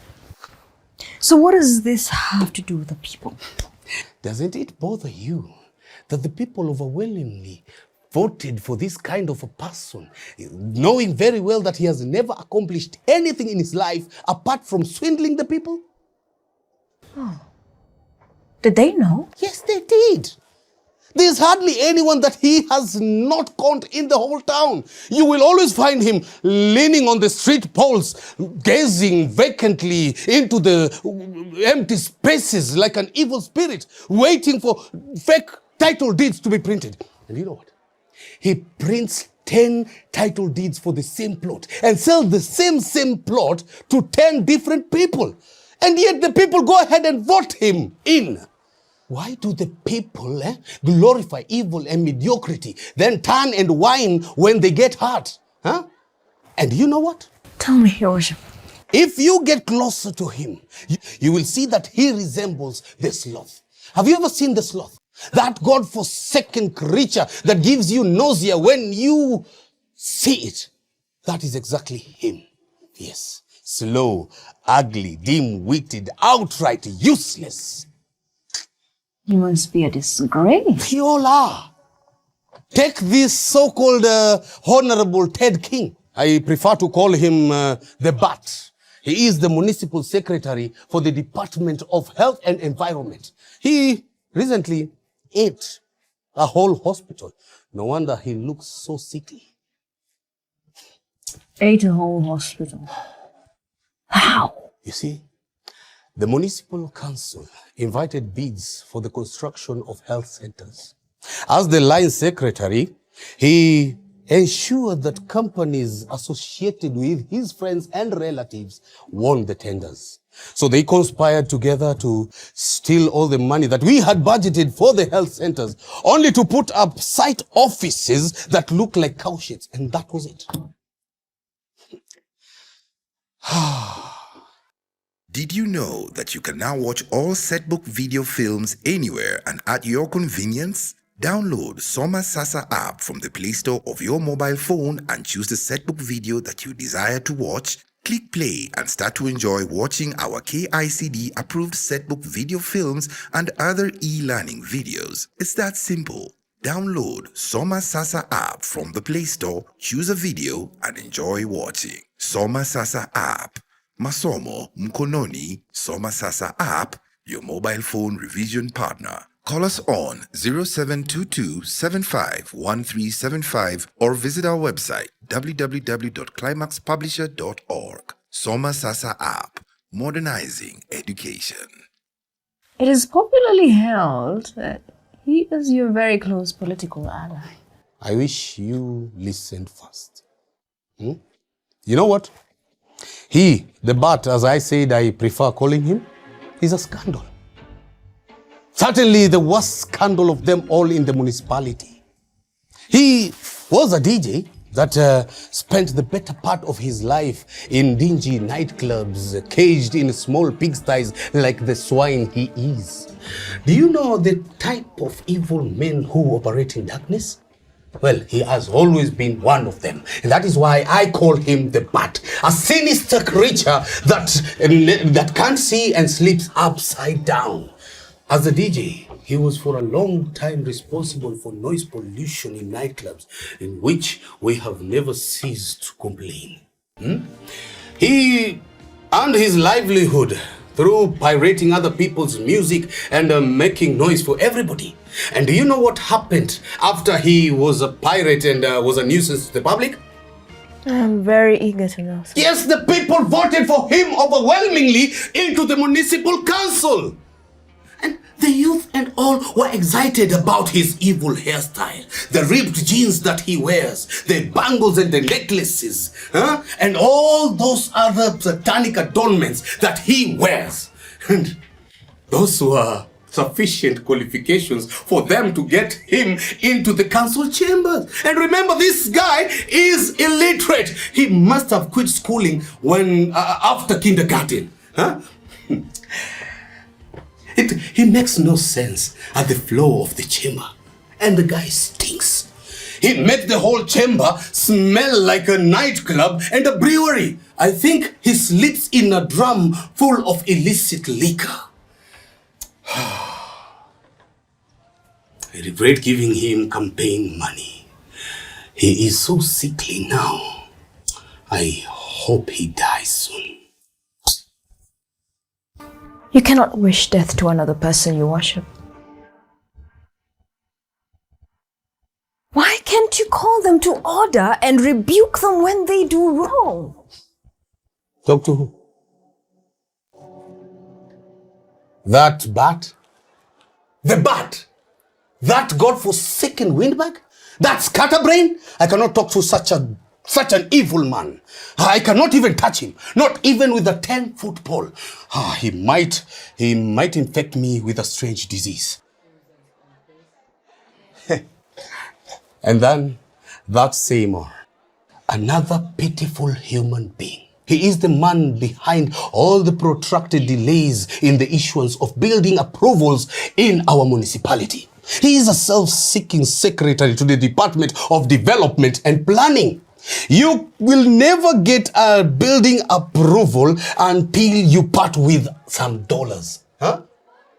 The inspectorate unit under him is completely rotten. They don't care whether the people adhere to the proper building standards or not. You can build anything as long as you part with dollars. I shudder what will happen to those people living in all those buildings if a big earthquake strikes. Why can't you have him prosecuted? We all know we are in the most seismically active area in the Caribbean. Aren't we sitting on a time bomb? How can you even dare to mention that? Haven't you heard how dangerous he is?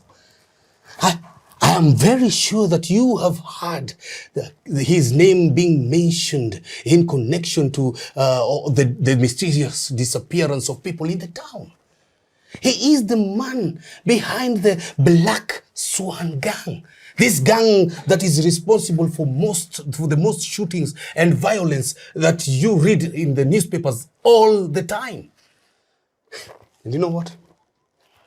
He is dealing with drugs, I think, all his life. In fact, he is responsible for our municipality's reputation as a key location for narcotics trafficking. He has ruined so many lives. In fact, if you know of any child that has dropped out of school because of drugs, or has become garbage because of drugs, or has died because of drugs, or is roaming aimlessly in the streets because of drugs, or has lost his mind because of drugs, or has become whatever else you may think of because of drugs, that is the work of Seymour. And do you know what?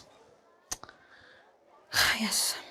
The people voted for him overwhelmingly.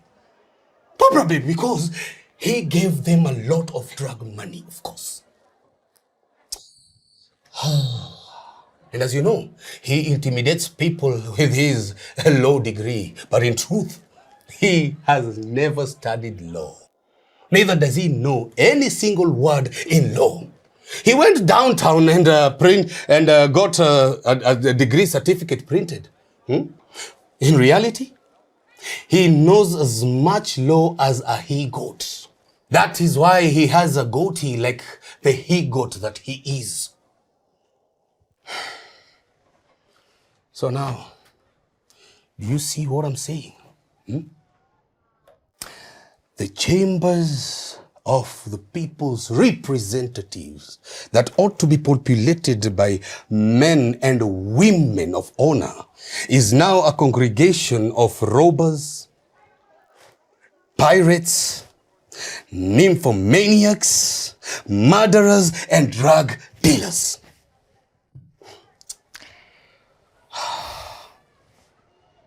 I keep wondering, sir, why wouldn't you, as a mayor, have these people charged in court if you have always had this information on them? Haven't you abdicated your duty by not having them prosecuted in court? Prosecuted? Where? Take them to our courts, before our judges. Don't you know that the judges themselves are worse than the temple robbers? Do you know that they are part of this syndicate? Why can't you understand my situation? I can't change anything as mayor.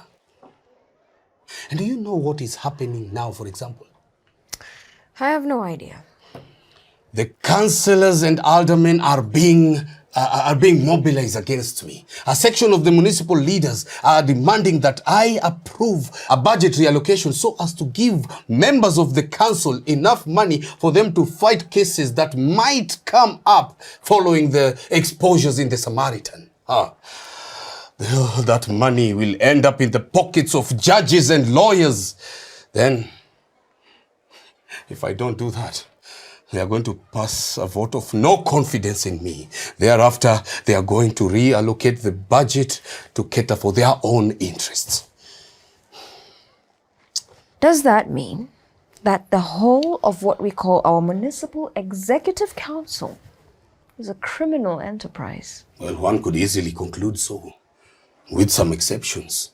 There are good and wonderful leaders in the municipal chambers and municipal administration. For example, take me. I have done the best I can for the public interest. You mean all the accusations leveled against you in the Samaritan are false? Well, to be honest, we all make mistakes, as I said, but others are just natural and excusable. For example, a whole loaf of bread for the people comes through me. I am part of the people, so I take a slice, or even two, or in fact, even three, then I give the rest to the people. But not so with these criminals, because they will eat the whole loaf of bread together with the wrapping and, where possible, even the vendor. You see,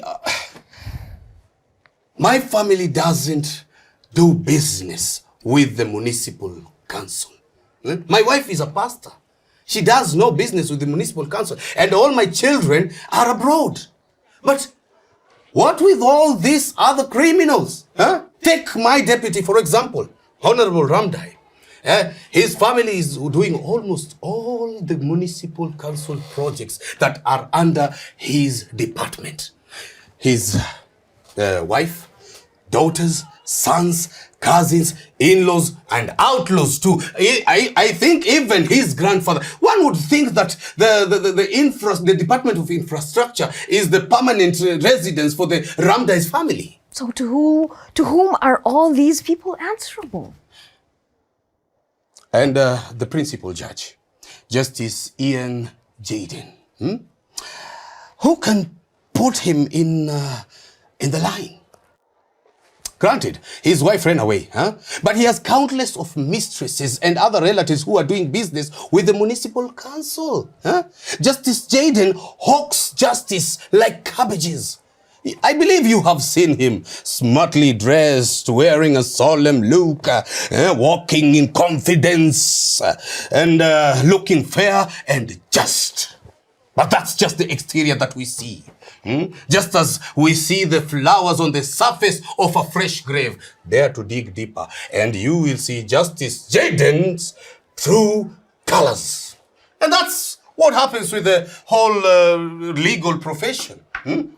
You know, the outer look is the ornaments on the grave. Is it any wonder that the Son of Man cast them? Oh, my good Lord. And then there is Hamo.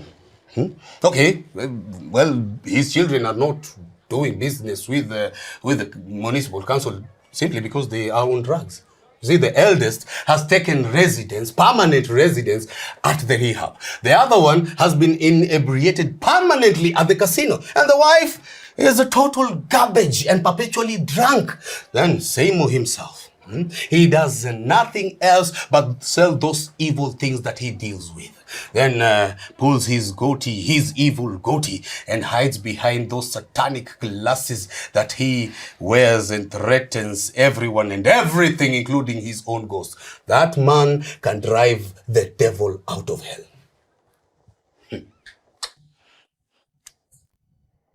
Don't you think, Your Worship, that posting this information on the Samaritan would help shift most of the blame from yourself?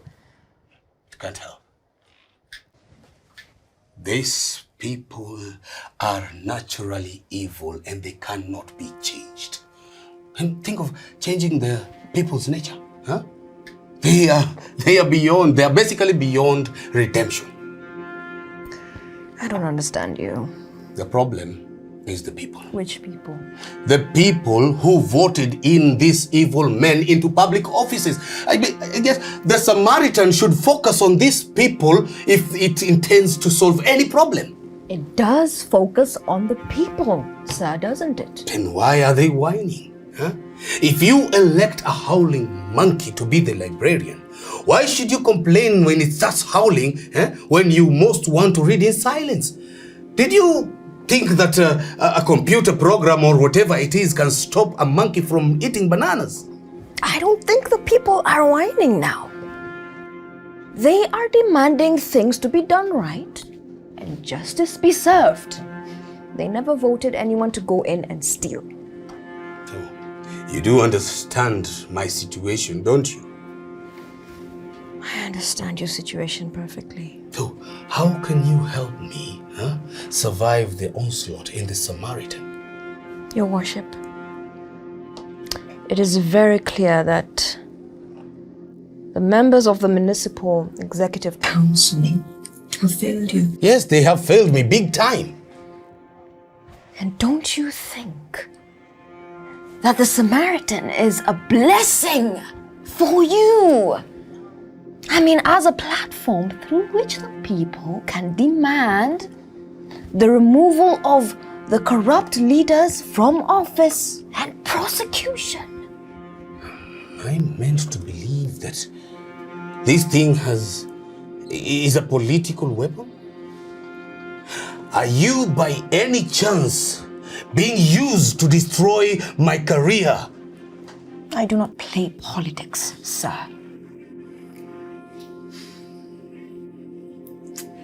Then what is that you said? It is now clear to me that you are playing politics. I now see clearly that the real culprits behind all the problems in our society is the teaching profession. The teaching profession. How? Because you can't teach the right things. All those people creating a mess in our society are products of the school system. They pass through the teachers' hands. We are trying our best to mold the characters of our learners here at Sagrada Secondary School. We teach them to uphold the moral and civic virtues without which our society can never prosper, be fair, just, and peaceful. It is a lack of virtue that is ruining our society. When you teach the students that the police can be replaced by software, or what did you call that, intelligent robot? Huh? Is that teaching virtue? What attitude do you want them to have towards the police officers? Do you think they will ever obey the police officers?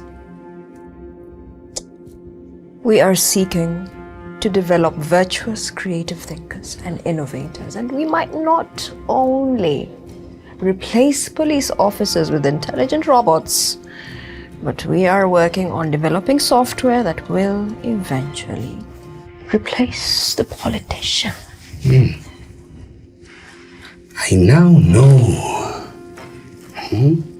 why you have been insisting on an innovation that cannot help in any way to solve any problem.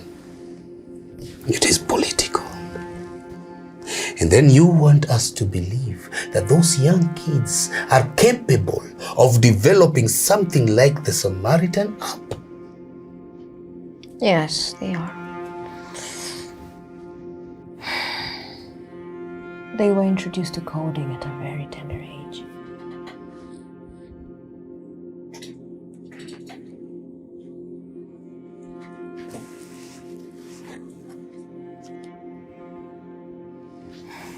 I am now giving you instructions as the mayor of Maracas municipality and as Mosi or Dunya, the smoke that thunders.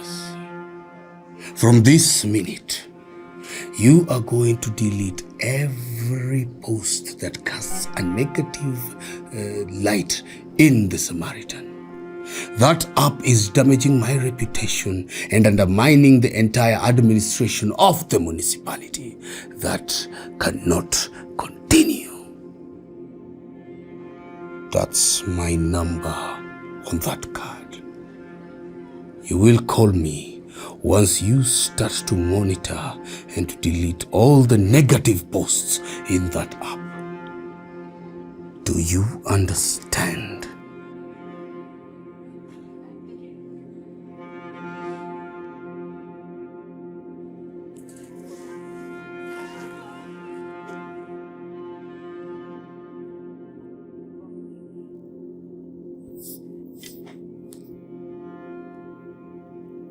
If you will not do that, then you are going to discover why they call me Mosi or Atonia, the smoke that thunders. I stop at nothing and I leave smoke and thunder in my wake.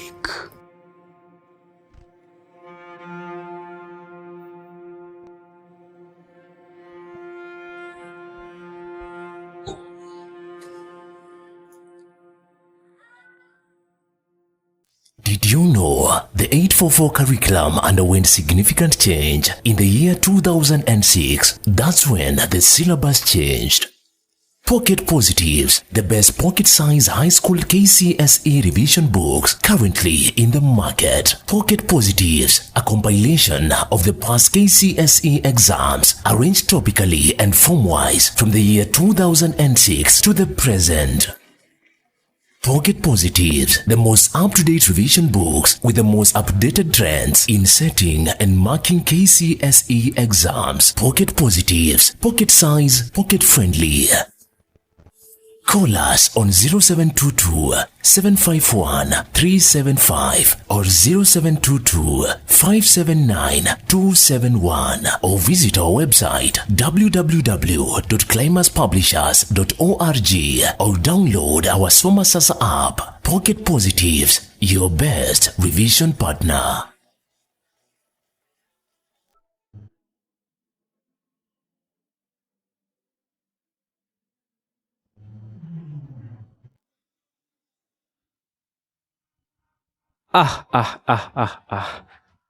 That was a serious mayhem.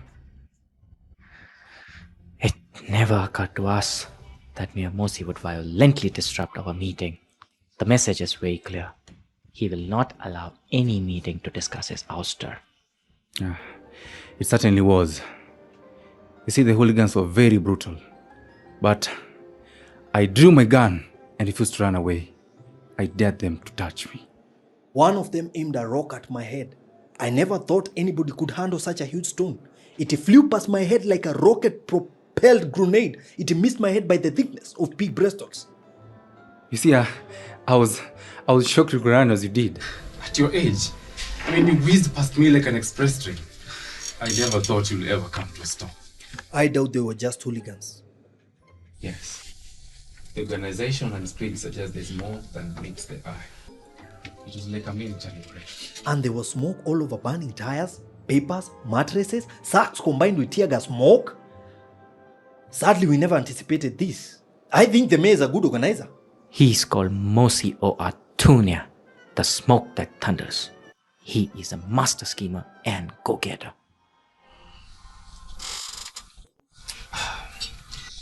It is very clear we are at war.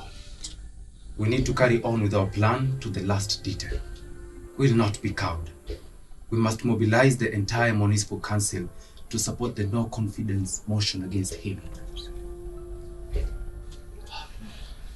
And to get down to business, you remember we tasked you to talk to the councillors and aldermen and assess whether they'll support the no confidence motion. Yes, you did. As you know, our political landscape comprises of councillors and aldermen of mixed ethnicities, as well as those of Afro and Hindu descents. Oh, yes, it does. So? I was on the phone almost the whole night, and very little support was forthcoming. I wrongly assumed that we could swipe up racial and class prejudice to get many of them to support us. How mistaken I was. After talking to them, I realized that our chamber members are of different categories that we must keep in mind even as we seek to woo them to support our cause. Categories? Which ones? The first is the indecisive type. They are quite a number. Honorable Ferreira or Mr. Key, as they call him, is the best example. This man has never seen a fence on which he cannot sit on. He can hardly ever commit to any side. We chatted at length and he kept citing proverbs and idioms here and there. I wonder why they call him Mr. Key. I hear he cannot make up his mind, decide which door to open, or whether to open any door at all. So, what did he say? He said that what will be because something certain will be. Is that a proverb? I have since been wondering whether it is, but he also said, you don't cross the bridge until you get to it. Which bridge now? I am not sure which bridge he meant. I guess he must be talking about the cases in case we are sued. What an upstart he is. I think he's even have difficulties deciding on what and how much to eat. You talked of different categories. What are the other categories? The other category comprises the majority. I would best describe them as the headless type. Headless? Yes, they have brains, all right, but they do not use them. How on earth? Oh, you mean like headless chicken? Exactly. They are headless chickens. They follow the leaders of their ethnic group who thinks for them, and they wait for that leader to make all the decisions for them, including the decision to go and pee. Most members of People's Party of Mr. Basdeo belong here, so do the members of Mosi Liberal Party. I thank God I don't belong to any ethnic group. Then there is what I can best describe as the entrepreneurial type. Who are these? These are political entrepreneurs. Very keen on making money. They vote with their stomach, so to speak. That means they'll vote the side that gives more money. Are you saying they demanded money to support the no-confidence motion? Yes. That was my understanding. I indicated funds would be available. They promised to deal as soon as money changes hands. Then finally, there is the independent-minded category. This is the type that listens to and serves the people. Yeah. Yes. I get you. I believe Honorable Yungrui, or Mr. Developer, as is popularly known, is the best example of this. I hear he's a highly disciplined man. His ancestry is mixed and it's very difficult to tell if he's Indo-Japanese or Indo-Chinese. He was previously a head teacher. He exerts the same school discipline in running his ward. Okay, what did he say when you talked to... Shh. I hear he's terminally ill, so we don't have to worry about him. Some say he ate an uninspected meat. Yes, so I never got to talk to him. Hope he gets well. He's a kind soul, you know. His political star has been rising steadily, with people thinking he's the right person for the mayor seat. Who knows? Maybe Mayor Mosi gave him rat poison or some insecticide. That man can do anything to eliminate opposition against him. I expect that so-called Mr. Todd is also the part of independent-minded group. I understand he's a highly educated man. People say he has many ideas that doesn't seem to add up sometimes. I got much the same impression because he spoke many wise things and did strange things on the phone. When he heard you were against Mayor Mosi, he gave a very long snort of derisive laughter. Devil takes his soul. He never liked me. I sensed as much. How did you sense that? Well, we argued who had better leadership qualities between Honorable Ramdai and Mayor Mosi. What was his choice?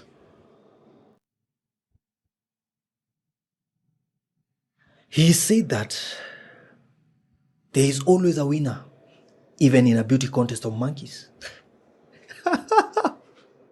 His real name is Honorable Brian Hyde. He boasts of being a mulatto of noble birth. What a scoundrel.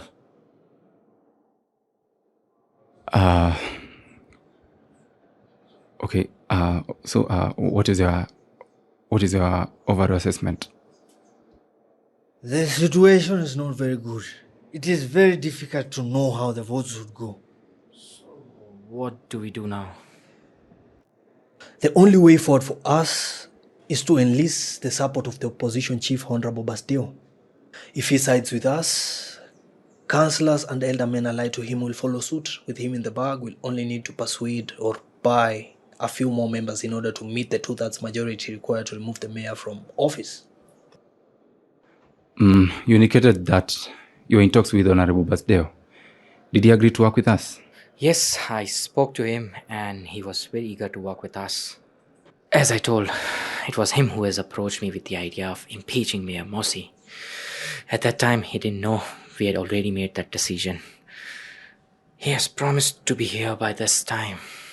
He should be coming in any time. How does he want us to work together? It will be a coalition of Indos and all the chamber members of mixed ethnicities. He will mobilize the councillors and aldermen that is allied to him to vote for you as a mayor. And as a member of so-called group Dogla, our hope is that the chamber members of Indos and Afro-descent will readily accept you as a compromise candidate. Did he spell any condition for the alliance? Yes, once you become mayor, you will immediately appoint him as deputy mayor. Come on, guys.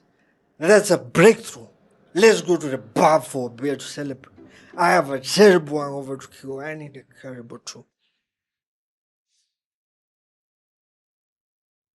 Did you know that you can now watch all setbook video films anywhere and at your convenience? Download Soma Sasa app from the Play Store of your mobile phone and choose the setbook video that you desire to watch. Click play and start to enjoy watching our KICD approved setbook video films and other e-learning videos. It's that simple. Download Soma Sasa app from the Play Store, choose a video and enjoy watching. Soma Sasa app. Masomo Mkononi. Soma Sasa app, your mobile phone revision partner. Call us on 0722-751375 or visit our website www.climaxpublisher.org. Soma Sasa app, modernizing education.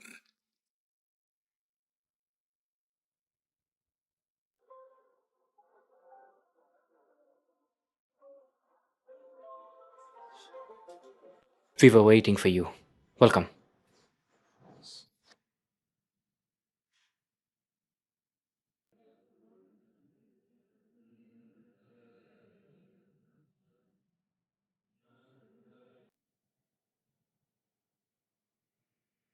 So I've briefed them about our discussion, and we are all in agreement to work together. Your appointment as deputy mayor is guaranteed. The next step, now that you're here, is to work on the grounds for the vote of no confidence. I think that does not matter at this stage. Really? Of course. What we need at this point is to alienate Mayor Mosi from the people. You see, if the people have sympathy on him, we will not succeed. So the next point or the next stage is to alienate Mayor Mosi from the people. That makes good sense. How do you propose to do this? We will get a few speakers, the most articulate, to incite the people. What issues do we address in order to incite the people? The need for the equitable development of Maracas. Mayor Mosi is not development-minded. We will talk about building roads. He has not even built a spur. In fact... Gentlemen, development issues will neither develop, we neither incite nor excite the people. You need to excite people's feeling if you are to incite them. Tell them things that will annoy them or issues that will make them afraid, and they will follow you obediently like little puppies. Give them an enemy to hate and blame for their problems, and they will be on your side. How do you do that? Simple. We will say, the reason we want him out is because he has earmarked all the money allocated to the municipality to the development of wards occupied by members of his ethnic groups. Perhaps, Honorable Seymour, you can note down the point. Do I look like an errand boy to you? Have you forgotten I'll soon be your boss? Well, I can do the recording. What did you say I note down? All municipal funds are being allocated to the development of wards occupied by Moses' ethnic group. But that is not true. Of course it isn't. Politics is not about truth. I'm teaching you politics now. We have to evoke the emotions of the people. So how do I record that?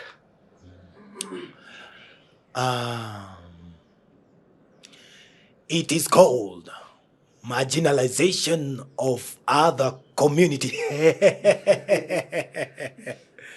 This is not good politics. That's not enough yet. You all know that some part of our municipality are allied to Mosi because of some projects he did there. We have to hive off part of this support if we are to effectively isolate him. How do we do it?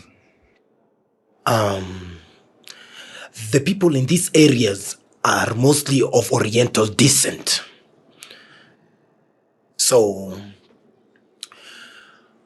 we will create and widely circulate a story that the people from this part are descended from the same ancestors with our people, the Indo.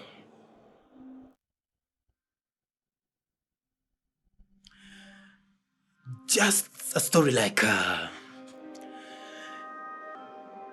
in the beginning, there was an enormous egg with a diameter of like 5 kilometers. When the egg mysteriously broke, Shangramas the Great emerged very thirsty. That's an exciting fairy tale that no one can buy. Don't worry about that. We will say yes. When Shangramas went to fetch water, remember he was very handsome, eh?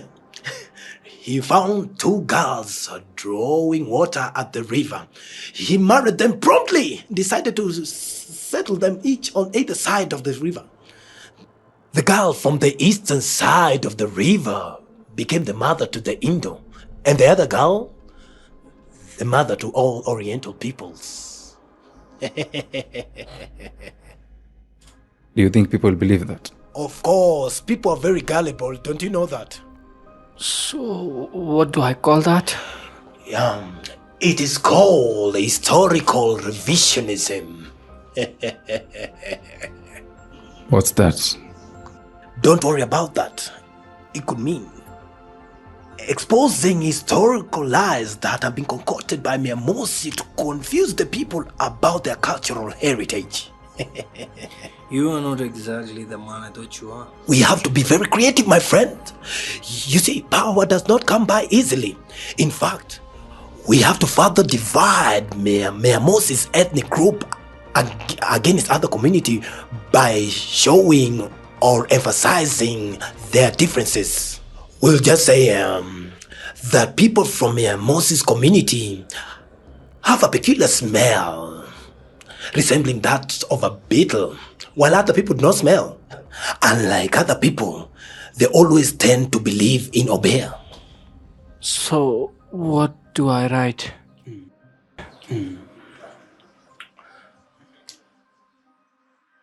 Celebrating people's cultural identity. Okay. I think those points are adequate. We don't need to belabor these matters. We need to get back to life. We should have some drinks. And remember, today is Calypso night at the Vibrations. I need to be in places. Grow up, Ted. This is not time for celebration. We only live once, don't we?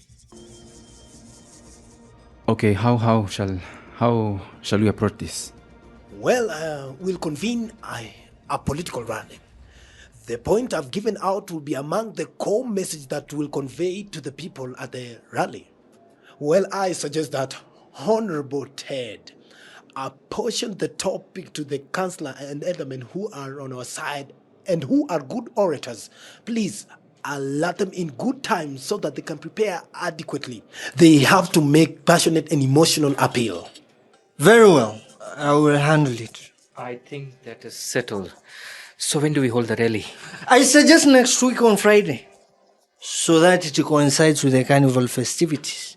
Several single pan bands are scheduled to perform at the Alderborn Stadium on that Friday. We expect there will be hundreds of people clad in beautiful costumes, dancing to the exciting sounds of steel pan, soccer, and calypso music. I agree. The carnival is not called the greatest street party in the world for nothing. There can never be a better setting for exciting crowds than the carnival. In fact, we can arrange with the artists to compose anti-Mosi slogans and have them performed in ballad rhythm styles. Unfortunately, we may need to hold the rally much earlier. I've got the information that Mayor Mosi is consulting his lawyers on the possibility of our arrest and prosecution. What? That man is now crossing the red line. No one can arrest me or prosecute me. They will never know what hit them.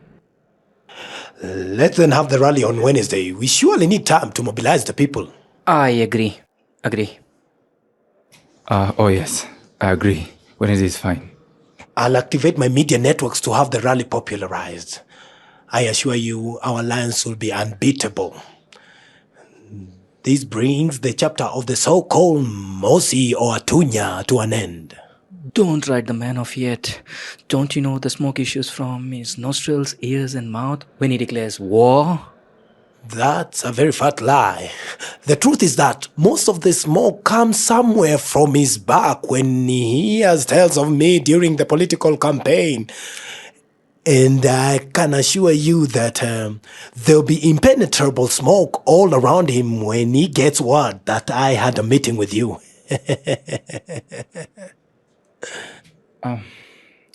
I believe we can leave it at that. Let us now focus on mobilizing the people.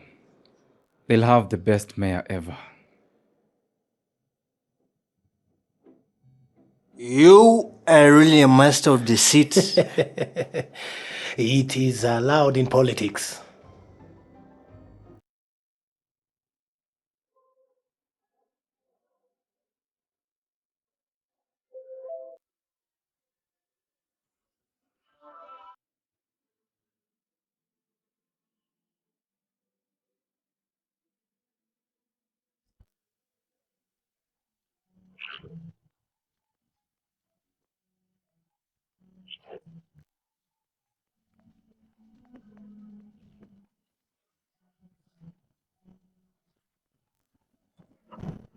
Good morning, class.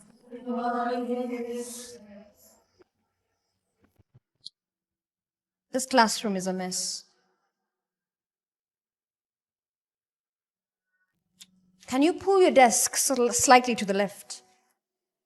I have always said that the desks must be neatly arranged. Collect that piece of paper from the floor. You must always organize your environment. Make sure everything is well arranged and neat. A disorganized mind cannot learn, all right?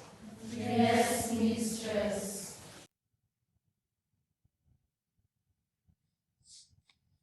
Now, you remember we said that the problems of human society are the problems of the human heart, didn't we? Yes, we did, mistress. We further said that the human heart has two parts, the mind and the spirit. Do you remember that? Yes, mistress. Now, in the first part of our lessons on solving the problems of the human society, we focused on the mind, and we said that the creative process of the mind helps us to solve problems and to make life better. Isn't that right? Yes, mistress. All right. Today and in the coming weeks, we will focus on the second part of the human mind, which we call the Spirit. Now, there are two types of spirits, the good and the evil. All right? Yes, mistress. I will give you an example. We all know that for everything that is made, there are rules on how to use it. A car, a phone, a computer. Every created thing has its do's and don'ts. Isn't that right? Yes, mistress. Everything has its do's and don'ts. So tell me, what happens when we don't obey traffic rules? Yes, we have chaos, accidents occur. And what do accidents lead to? Yes. Accidents leads to pain, sufferings, disabilities, and even death and grief. Very good. Now, just as those who created cars and roads gave us rules, so too did our Creator give us rules or laws when He created us and the world. Is that clear? Yes, mistress. All right, so what does that mean? Yes. It means that disobeying the rules of the Creator is like breaking the rules of those who made roads and vehicles. Very good. Now, the spirit that obeys rules is the good spirit because it follows the rules of the Maker. The spirit that disobeys is the evil spirit because it leads to destruction. This spirit is also called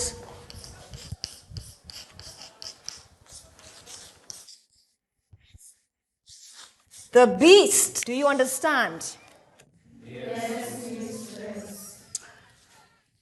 Now, do you remember I gave you handouts to read?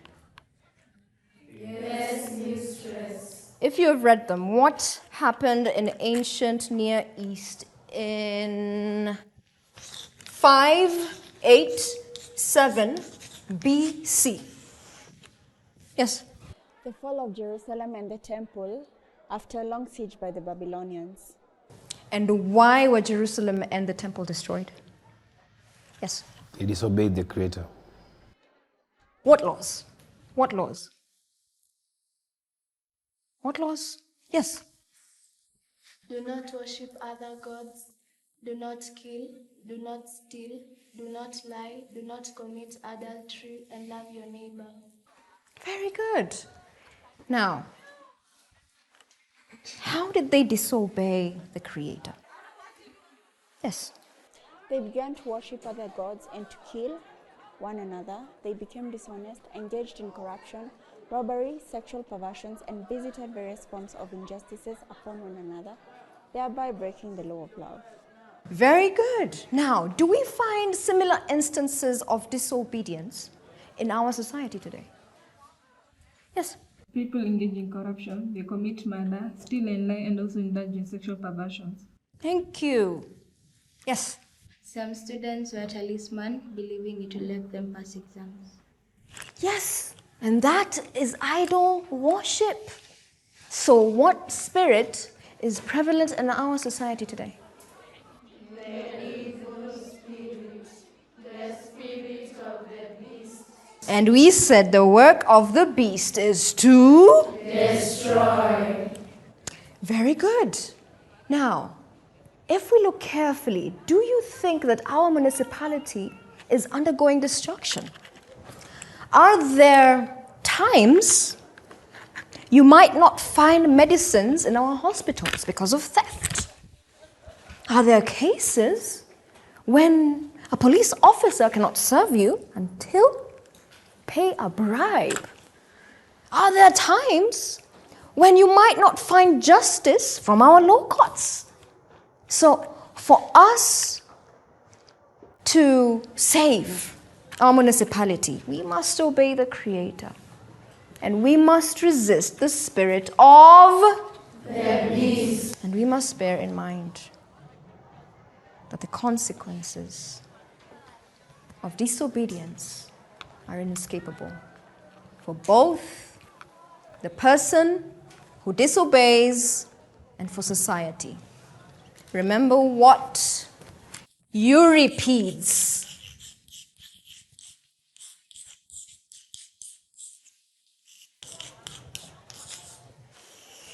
the famous Greek playwright, remember what he said? Slow but sure moves the might of the gods. This means that the mills of God grind slowly, but they grind exceedingly fine. In other words, justice will ultimately be served.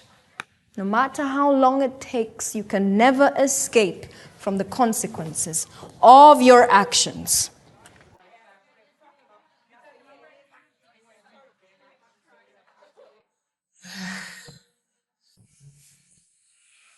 My apologies. Nicole, the inspector is undertaking an important investigation and would like to have a look at your office. All right, class, we will continue from where we have left off on our next lesson.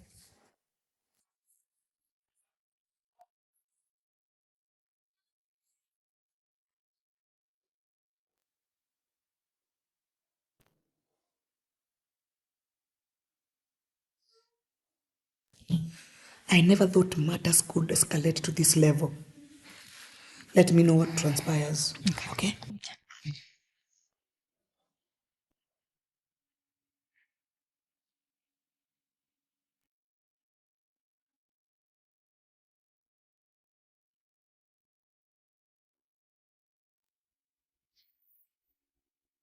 Did you know the 844 curriculum underwent significant change in the year 2006? That's when the syllabus changed. Pocket Positives, the best pocket-size high school KCSE revision books currently in the market. Pocket Positives, a compilation of the past KCSE exams arranged topically and form-wise from the year 2006 to the present. Pocket Positives, the most up-to-date revision books with the most updated trends in setting and marking KCSE exams. Pocket Positives, pocket size, pocket friendly. Call us on 0722 751 375 or 0722 579 271 or visit our website www.climaxpublishers.org or download our Soma Sasa app. Pocket Positives, your best revision partner.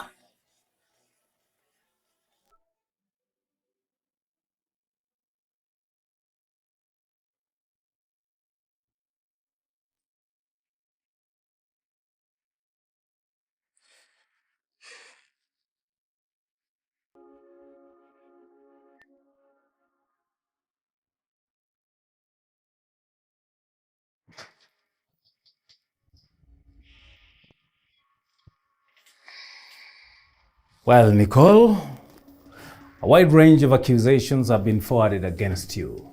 I'm here to arrest you and arraign you in court on Monday. We will let you know the offenses you've committed at the police station, where you will be required to record a statement. You have the right to remain silent. Anything you say can and be used against you. I am not going anywhere. I have not done anything wrong. Did His Worship the Mayor come to talk to you yesterday? Yes, he did. And did you do what he told you to do? No, I didn't. Do you know that we all have a legal and moral duty to obey our leaders? Isn't it criminal to disobey the mayor? I have an obligation to do what is right, not to obey blindly. Leaders must not ask us to do wrong things. The matter of the Samaritan is weighty. It can destroy lives. It is threatening the lives of many powerful people. They're fighting back and they may destroy your life. I'm offering you a chance to secure your life. I'm an officer whose duty is to save lives. Do what the mayor wants. You shouldn't be fighting a losing battle. I have made a choice to do what is right. That is not negotiable. And besides, I have no control over the app. The National Information and Communications Technology Corporation is now in charge of that app. I understand that to mean you're ready for a fight. And to get us started, are you aware that the signal of your phone was at one point detected at the scene of murder? That is preposterous! You cannot fabricate crimes against me. And what about last night? What? The school generator. What about the school Who generator? sold it? That's ridiculous. I thought so too. I've got nothing to do with the school generator. The generator has been stolen. You and I know who stole it. Listen, Mr. Officer, do not try to fabricate anything against me. It will get you nowhere, and if you insist, this will be the darkest day in your career. What? Are you threatening a police officer? You must not break the law by accusing me of crimes I have not committed. You are just confirming some of the accusations that have been made against you. What allegations? That you have a reputation for being too strong-willed to be a school teacher. You are as stubborn as a mule. What crime is that?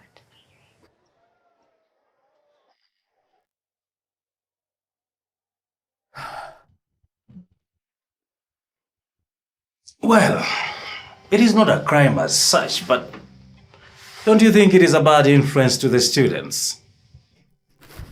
And Kafa.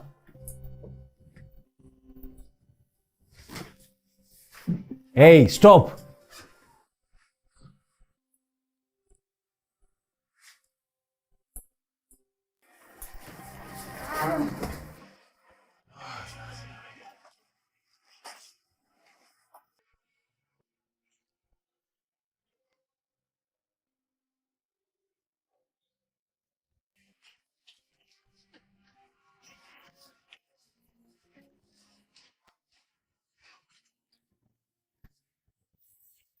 Where have you hidden it?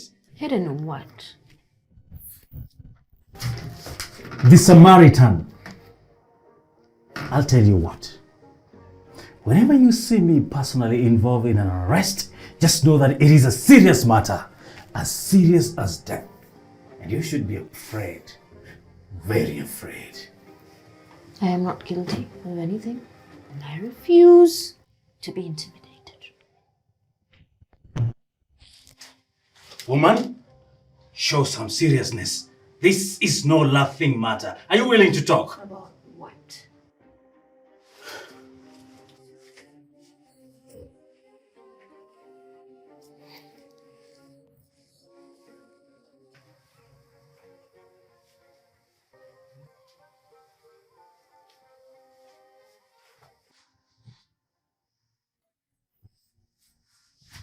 The Samaritan. What about the Samaritan? Where is it? I don't understand.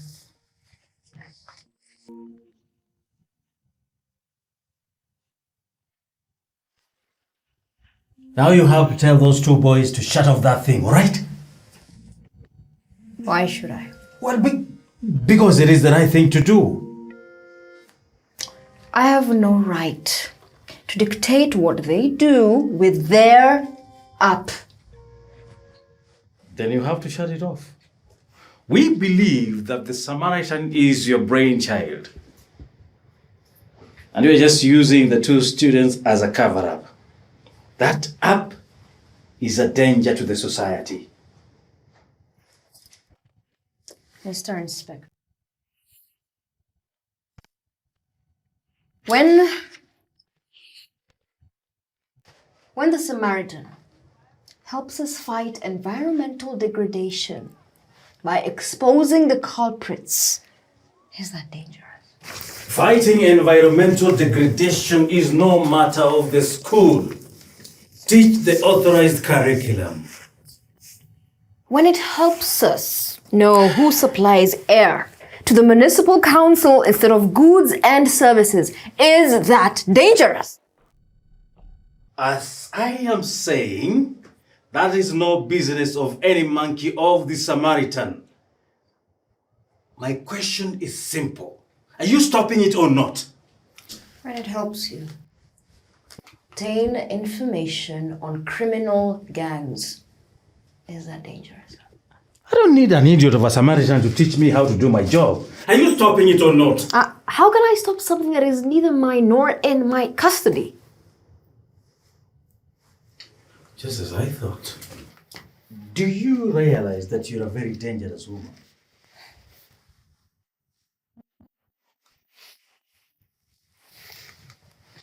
I am just a teacher, a simple teacher, just trying to do the right. Just as I thought. The Samaritan app was a brainchild of yours. You have an evil plan. The Samaritan app has no personal agenda. It is a people's platform for protecting and promoting the public good. So you're not stopping it, eh? All right, arrest her. Set me free! Let me go! I need legal representation!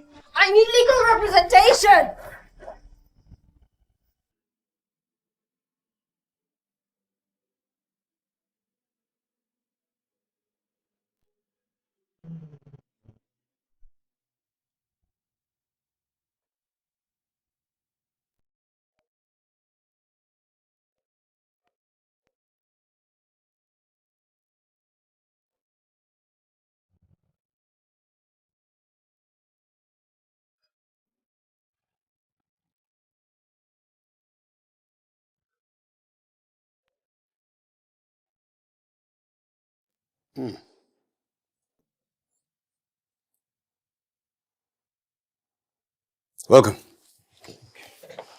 Your worship, we are doomed, aren't we? Never say die, I usually tell you. This world belongs to fighters. I prefer to die than be an inmate or a homeless person. Tough choices, are they not? But don't worry. As I usually say, it is the nature of war. Lord have mercy on me. I have no doubt that these are my last days. You know, my stomach has been running ever since the Samaritan came to town. And you know I'm diabetic. I can't last a week in prison. But there's still room for maneuver. I went to see the teacher last Friday after you told me she refused to comply. I tried talking to her, but she turned out to be very stubborn, just as you said. I arrested her. I charged her with disobeying authorities and stealing the school generator. And you know what? Word of her arrest spread like bushfire. By the time we were arraigning her in the court this morning, thousands of protesters, touts, hawkers, students, women and men of all walks of life gathered at the court's precinct.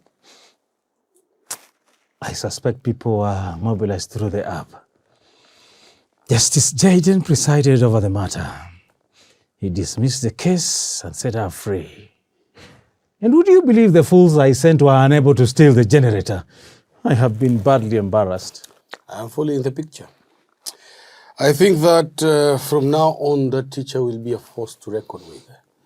I've never seen such kind of solidarity that the people displayed today. Yeah, that's true. My bosses have now summoned me at the headquarters in the city on the account of our arrest. My situation is getting out of hand. I have no more ideas left except perhaps flee into the mountain. I may need to dig a hole and live there. And you know what? I stumbled on one of my shoelaces, got entangled and fell down very badly. My knees and elbows and head are aching. I know now that I'm ruined. You know, they say that once bad luck chooses you as a companion, even a ripe banana can knock off your teeth. Thank you. Thank you very much for making it impossible for Ramdai and his team to meet and discuss the vote of no confidence in me. It was a job well done. Oh, yes. I assigned a contingent of officers to give support to the Red Eagle. Yes. In no time, there was not a single soul in the vicinity of the municipal headquarters. Yes. The whole place was deserted the all day. Yes. But they are regrouping. I got intelligence that they are planning a massive political rally at the Atabo Stadium on Wednesday. That cannot happen. We must counter it. Relax. We'll stop it the same way we aborted the meeting at the municipal headquarters. But what if the rally turns out too big for the Red Eagle network? No, it can't. I will have the ghetto boys provide backup. They will be armed with broken glasses, nails, swords, scissors, spades, hoes, and daggers, and other things. That sounds great, huh? Let's make it another round of the smoke that thunders. I will get more mattresses, tires, and sacks for burning during the occasion, and diesel to burn a couple of trees in the town center. Yes. But ultimately, that won't help us. I got information from a colleague of mine that the Anti-Corruption Investigation Bureau is soon moving in here. You know, Justice Ian Jaden holds the key out of this mess. I talked to him about convicting Honorable Ramdai and his company. He was very adamant. I called him again today and requested for a meeting. He should be here by now. We have no other choice but to make him come to our side. I'm even intending on exploiting the grain scandal for him to play ball. Oh, shh. Did I hear footsteps? It must be him.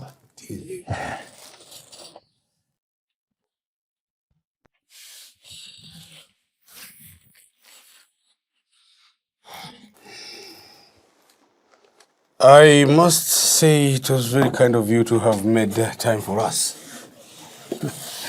I know your schedule quite well. I try to make the best of my time. I had a good upbringing and sound education. You never mentioned that he would be in attendance. No mischief intended. I should have told you, Tom. I'm most apologetic for that oversight. However, what I wanted us to discuss involves him. It would be in your best interest that he is here. In my best interest? Yes. In your best interest. Which interest? Let me first of all clear the air. We have not taken offense over your ruling as regards the teacher. Convicting her would have been a costly miscalculation, or so now I think.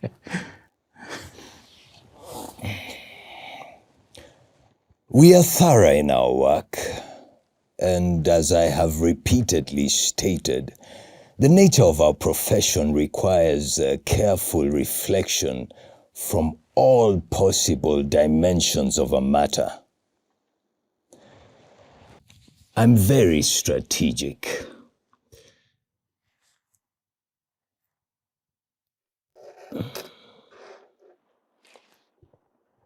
I have some other appointment. Gentlemen, can we get straight to the point? There is a move to have me removed from office, as I told you. I must fight back. I still insist in instituting legal proceedings against my deputy Ramdai and his team, because, as you know, they have cut so many corners here and there, and I have that information. Forgive me for revisiting this subject. I request that you process the cases I will bring forward quickly and secure convictions as soon as possible, preferably even in a day, so that we can derail the motion to remove me. Yes, turns out that the judicial will be core to our success in dealing with this issue attendant to the Samaritan. And of course, we will depend on you at a fee, if need be.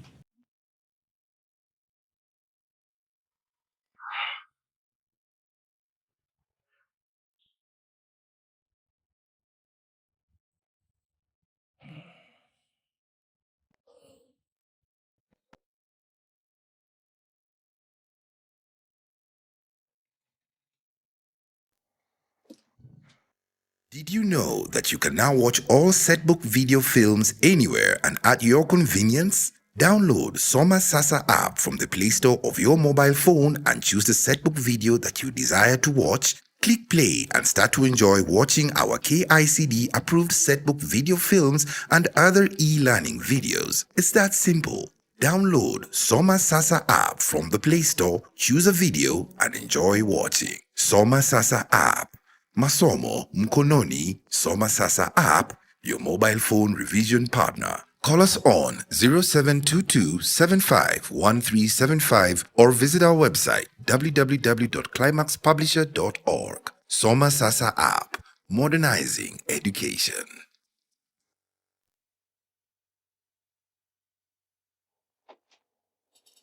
I'm a man of considerable learning, and very mindful of my professional integrity.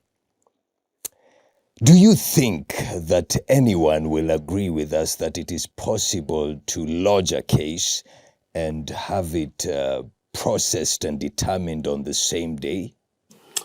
I get your point, Your Lordship. But the gravity of the matter before us calls for every possible expediency. And besides, you are well schooled in matters of the law, and we are all aware of that. We are privy to many cases where matters before the court have been argued cleverly and in record time. Sometimes invoking legal technicalities such as ambiguities, agency, and benefit of doubt, and such legal terminologies.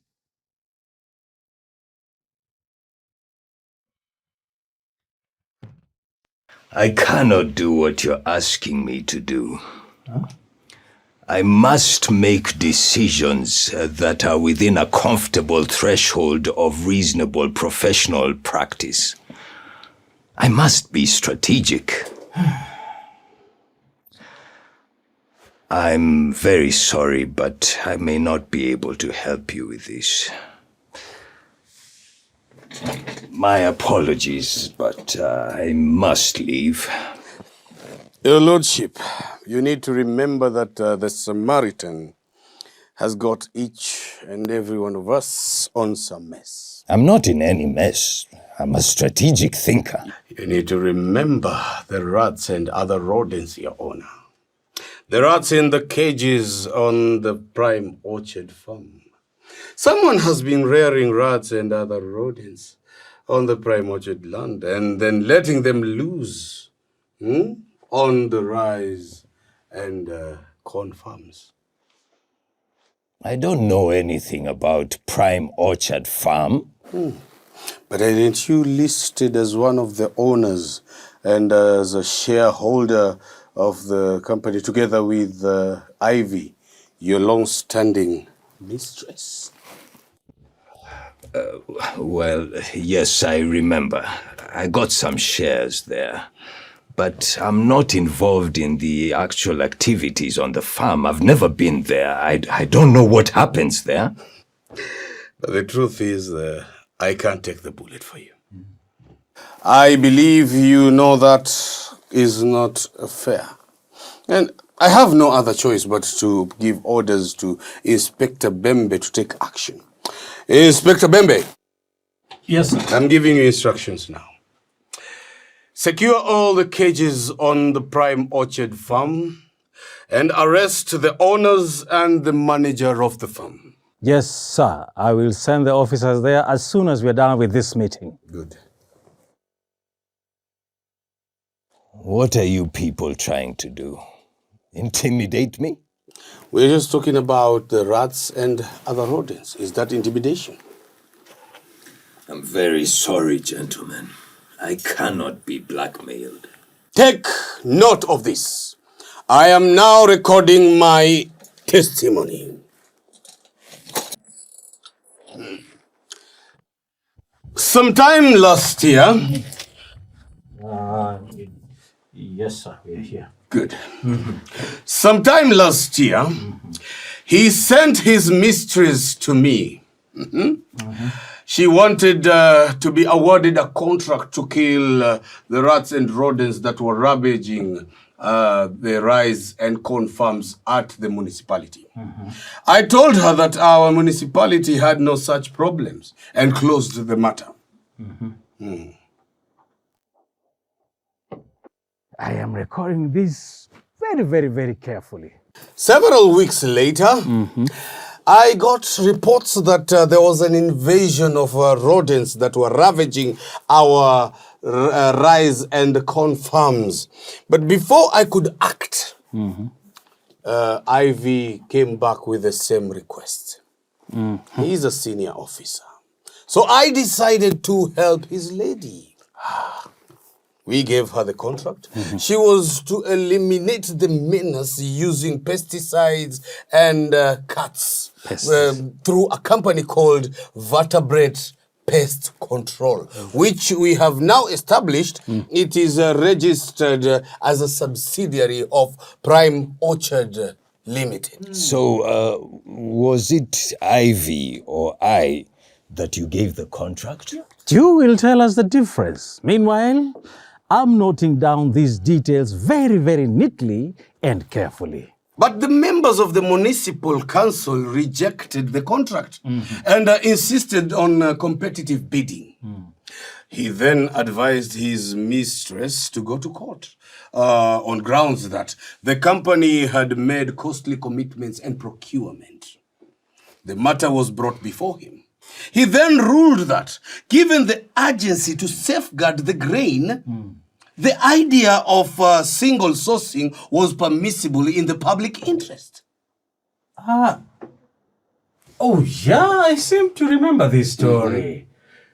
Is this the ruling where he also emphasized that the grains were ferociously being consumed by bad-tempered rodents that had an attitude? That's nonsense. I'm too strategic to make such. Exactly. That is the ruling. So, Ivy got the contract. But the gist of the whole matter is that they were rearing rats in the orchard farm and then letting them loose into the farms. Letting them loose. They would then kill some of them, parade them in front of the people to see, bury them, and then introduce more rats and so on. The whole idea was to undermine the domestic production and in order to increase the demand for the importation of grains. You see, Prime Orchard Land Farm is one of the largest importers of corn in our municipality. I wonder why this information has never reached the Samaritan. No, it is trending on the Samaritan as we speak. And it is being narrated in the most exquisite manner. In the Samaritan? Yes.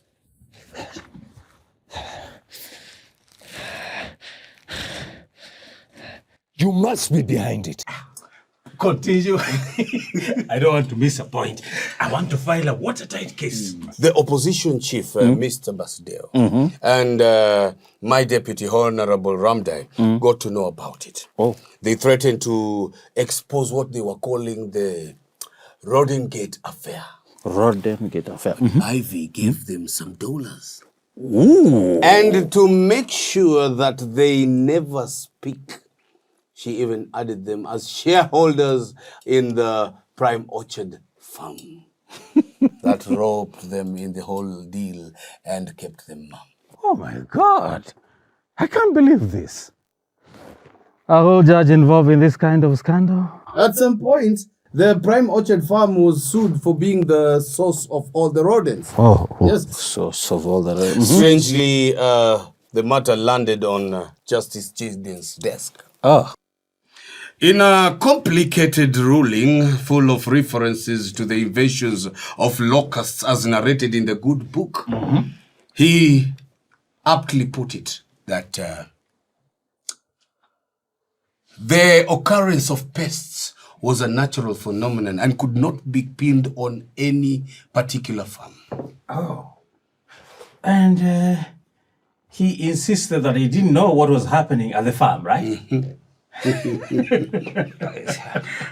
I can most solemnly swear that I didn't.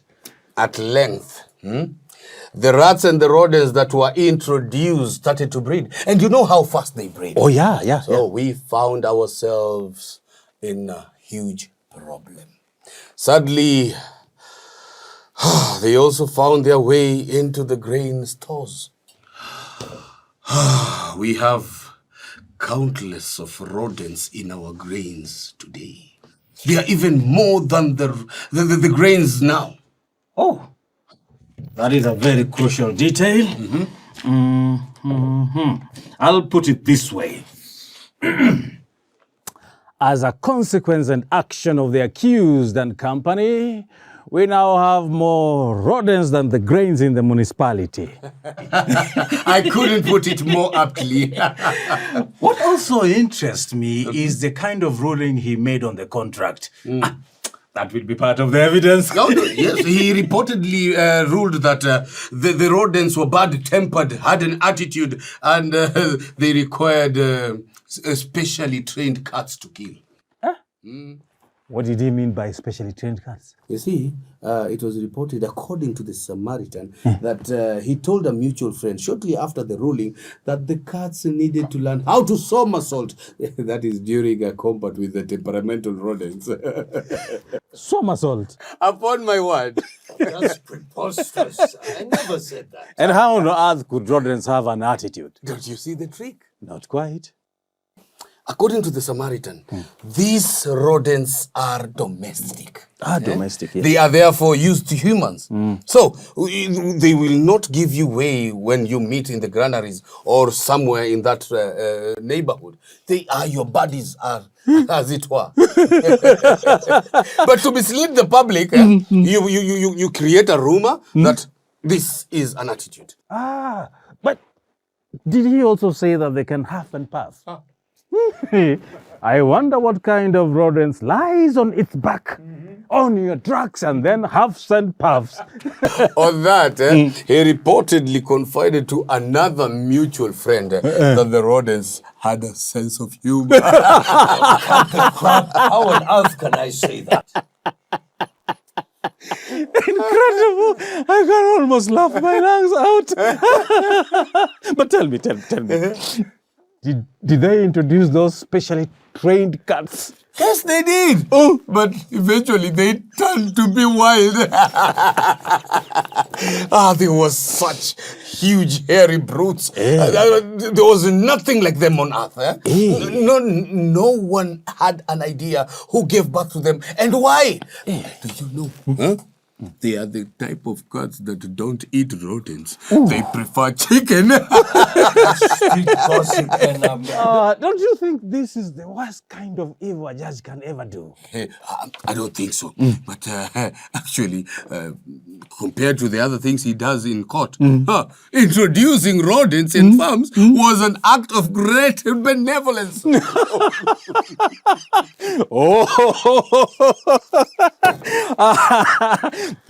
This can't wait. I have to rush to the police station. I'll be sending police officers to come and bring you to the police station, where you will be required to record a statement on this matter. We have to enforce the law. And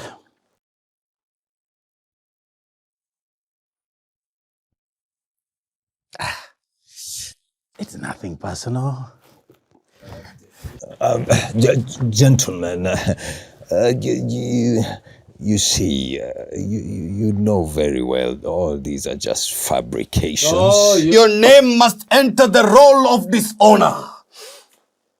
This is the image of His Lordship, Justice Ian Jaden, the lowest wretch that has ever sat on the bench of Maracas Municipality. This is how you will go down in history. Wait, gentlemen. What we can do is but you still can't intimidate me so easily. At the police station. No, what I meant is that, of course, you're playing dirty because you want us to be together in this mess. It's okay. We can deal. And look, all I'm saying is that we must be strategic. That's what I've been saying all along. Your worship, sir. Should we give him a chance? I can only do that on one condition. That you convict Honorable Basdale and Honorable Ramdai for their involvement in the grain scandal. And that you will also jail Honorable Seymour and Honorable Ted for supplying air to the Maracas Municipal Council. Those thieves must be kept away. And the lawyers acting for the Maracas Municipal Council will lodge cases in your chambers tomorrow morning. You have to work on them expeditiously.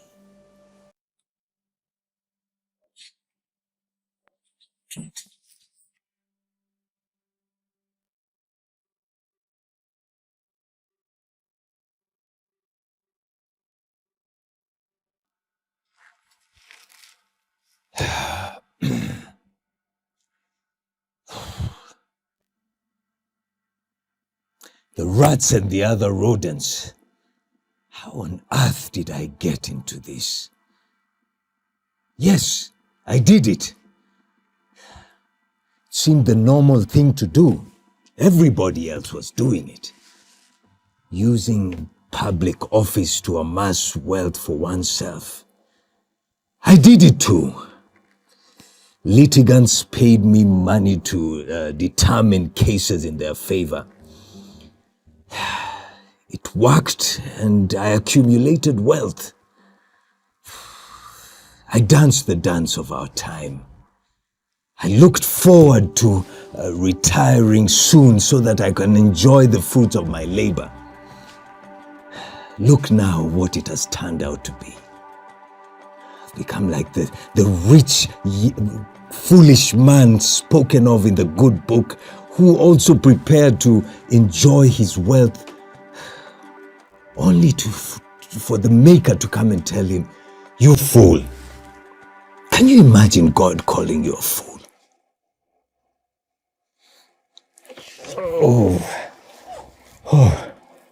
Oh, my poor stomach. The ulcers are back.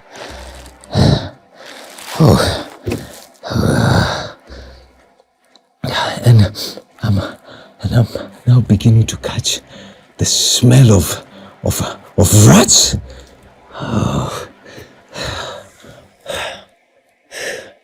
I can see a huge rodent. It looks like a sewer rat. Can you see it? It looks vicious. It's baring its teeth. It's coming for me. Can you see it? Is this the end? Oh God, no. Oh.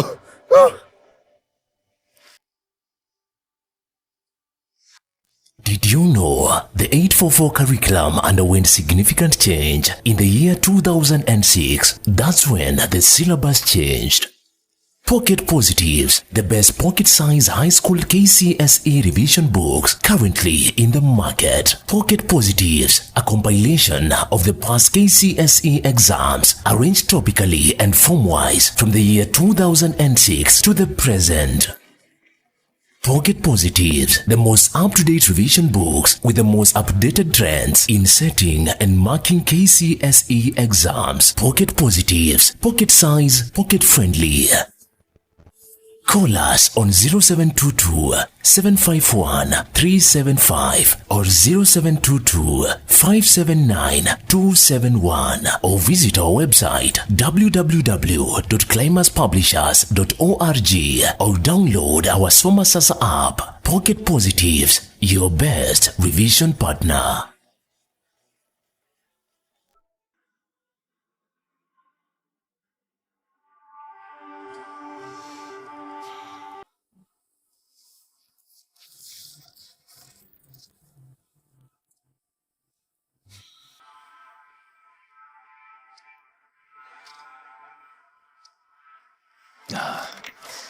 I'm most pleased to see you, Mr. Harvester.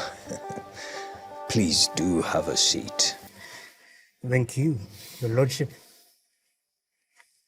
I'll get straight to the point because I think we don't have time. We go back a long way, you and I. I'm in a mess. I need your help. It concerns the Samaritan.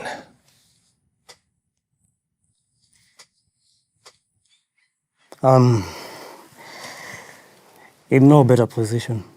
I'm accused of countless crimes.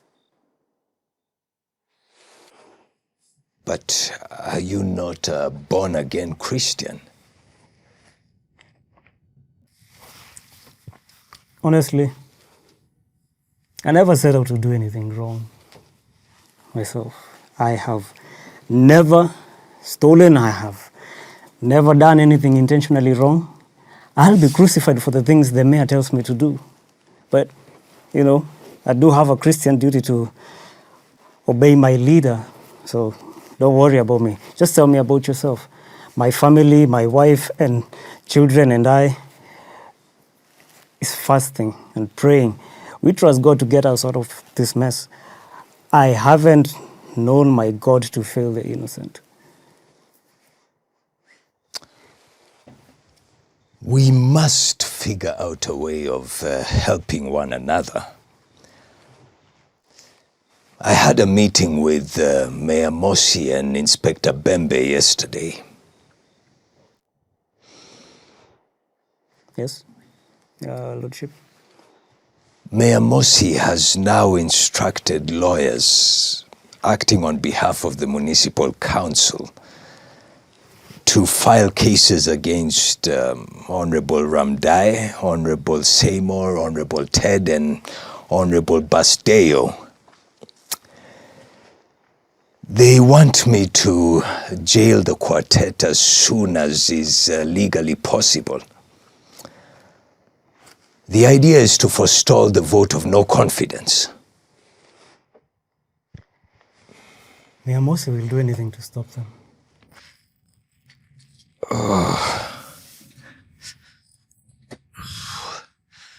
Mayor Mosi's demand puts me in a dilemma. How? Isn't the quartet guilty as accused?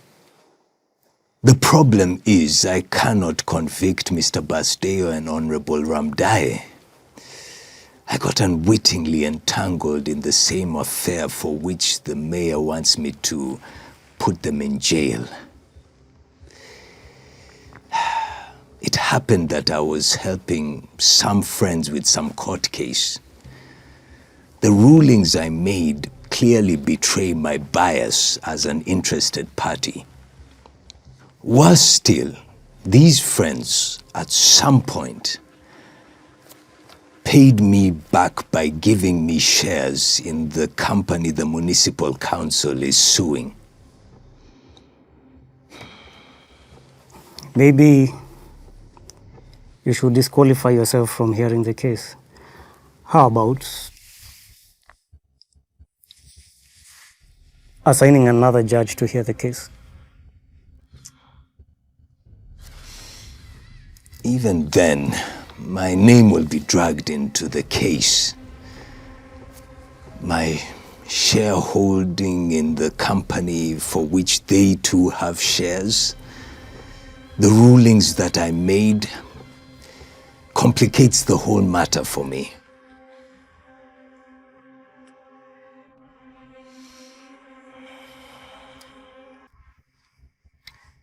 You got entangled in a scandal with Ramda and Basdeo. My brother, to err is human. You see, a judge does not operate in a vacuum. The ethos prevailing in society influence his thinking and actions. His rulings are, in many respects, a reflection of the prevailing culture in society.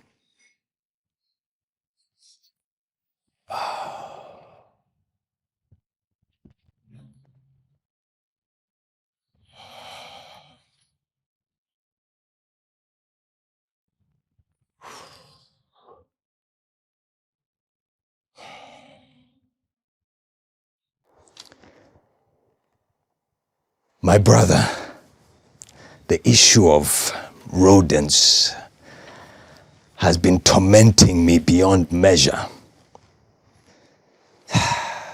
I've been seeing rats and other rodents running all over the place, even when my eyes are wide open. Even now, my brother.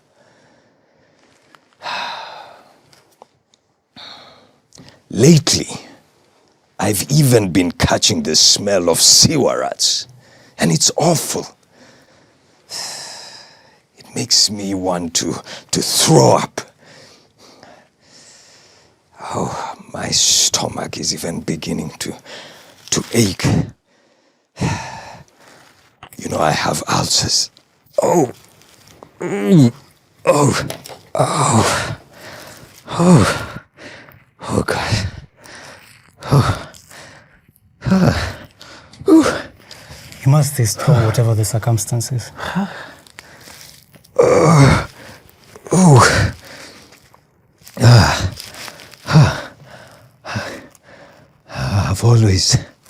I've always had ulcers, but they've worsened since yesterday. Perhaps you ate something acidic. I had dinner here last night. I took Trinidadian crab and callaloo. The inspector of police who owns this place was here. I now strongly suspect he spat on my food somewhere in the kitchen. In that case, you might want to spend more time in the bathroom, Your Worship. Sometimes it helps to clear the stomach.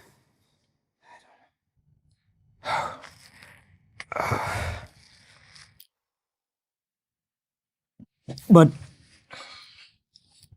Did you know that you can now watch all Setbook video films anywhere and at your convenience? Download Soma Sasa app from the Play Store of your mobile phone and choose the Setbook video that you desire to watch. Click play and start to enjoy watching our KICD approved Setbook video films and other e-learning videos. It's that simple. Download Soma Sasa app from the Play Store, choose a video and enjoy watching. Soma Sasa app. Masomo Mkononi Soma Sasa app, your mobile phone revision partner. Call us on 0722-751375 or visit our website www.climaxpublisher.org. Soma Sasa app, modernizing education. you told me you had an idea when you called me. I doubt it will be of help now. But it is the fundamental principle of the philosophy of utilitarianism. Which is? The principle of the greatest happiness for the greatest number of people. It means that when confronted with a situation where a decision must be made, you must always make the decision that will result in the greatest happiness for the greatest number of people.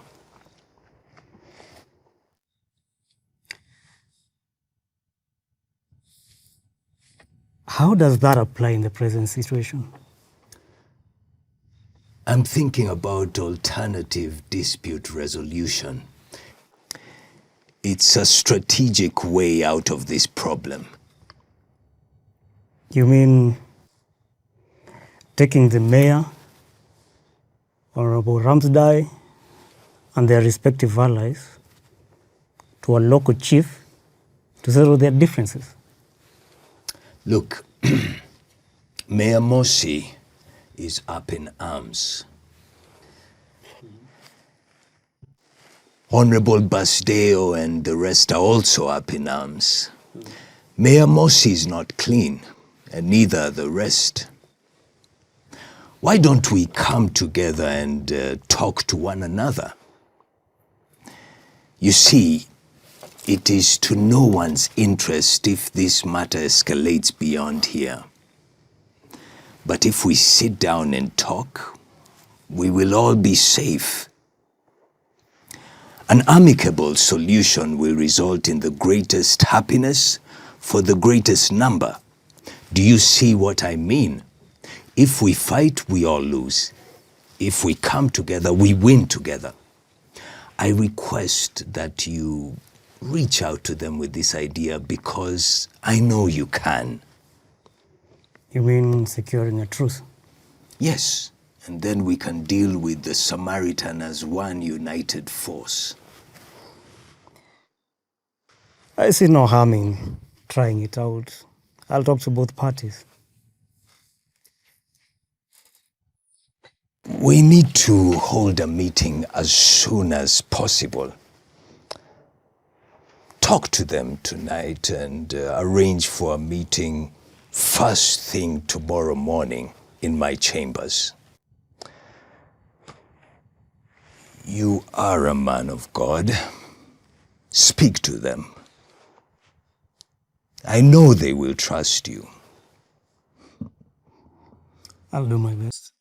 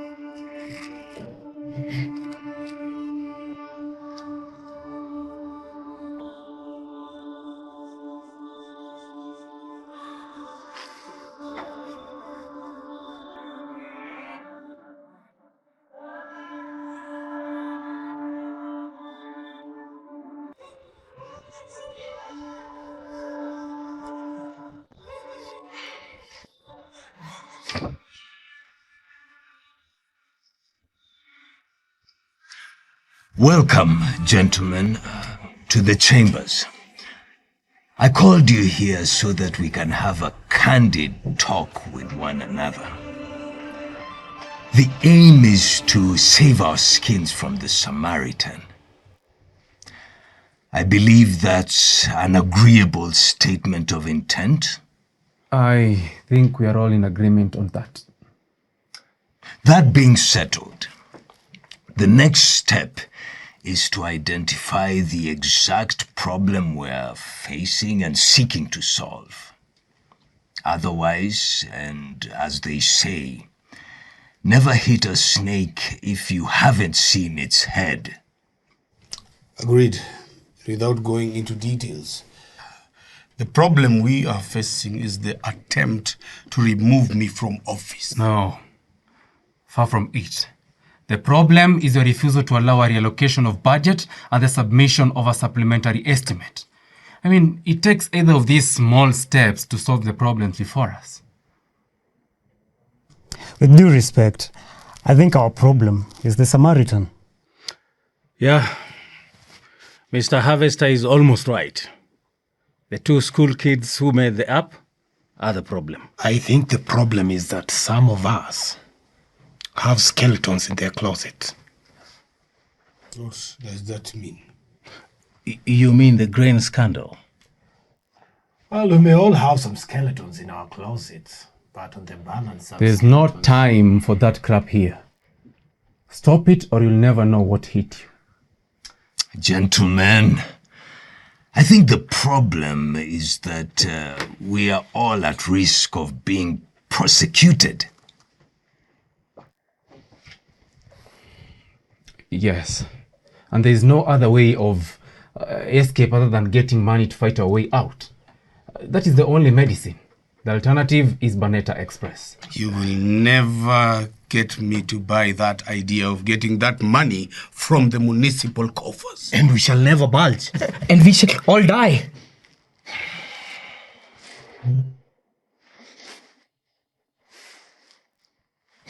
Gentlemen, the public is up in arms. The people are keen to see every one of us as their leaders held to account. The judiciary and the Minister for Local Government are very concerned about what's happening here. They've put a spotlight on us. That's right. I have got information that the Minister for Local Government has scheduled a high-level meeting to discuss our municipality this afternoon.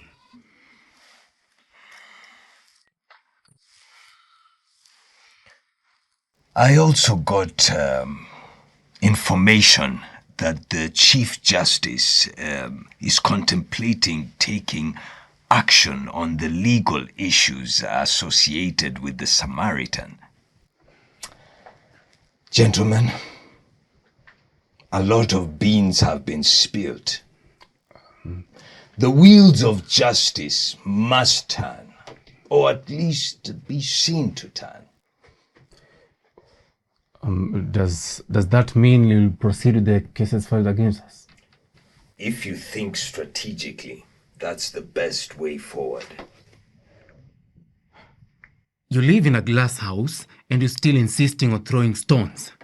Didn't we agree stopping prosecution on any one of us is the condition of these talks? I tell you, in no uncertain terms, dare do that and you'll never see the end of it.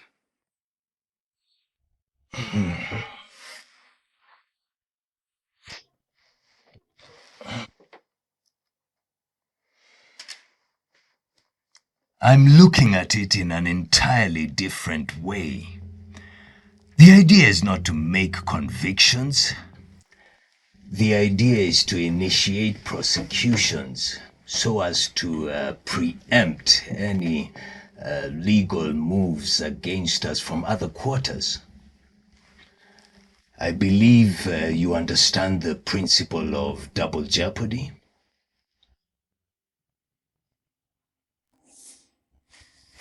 It sounds workable to me.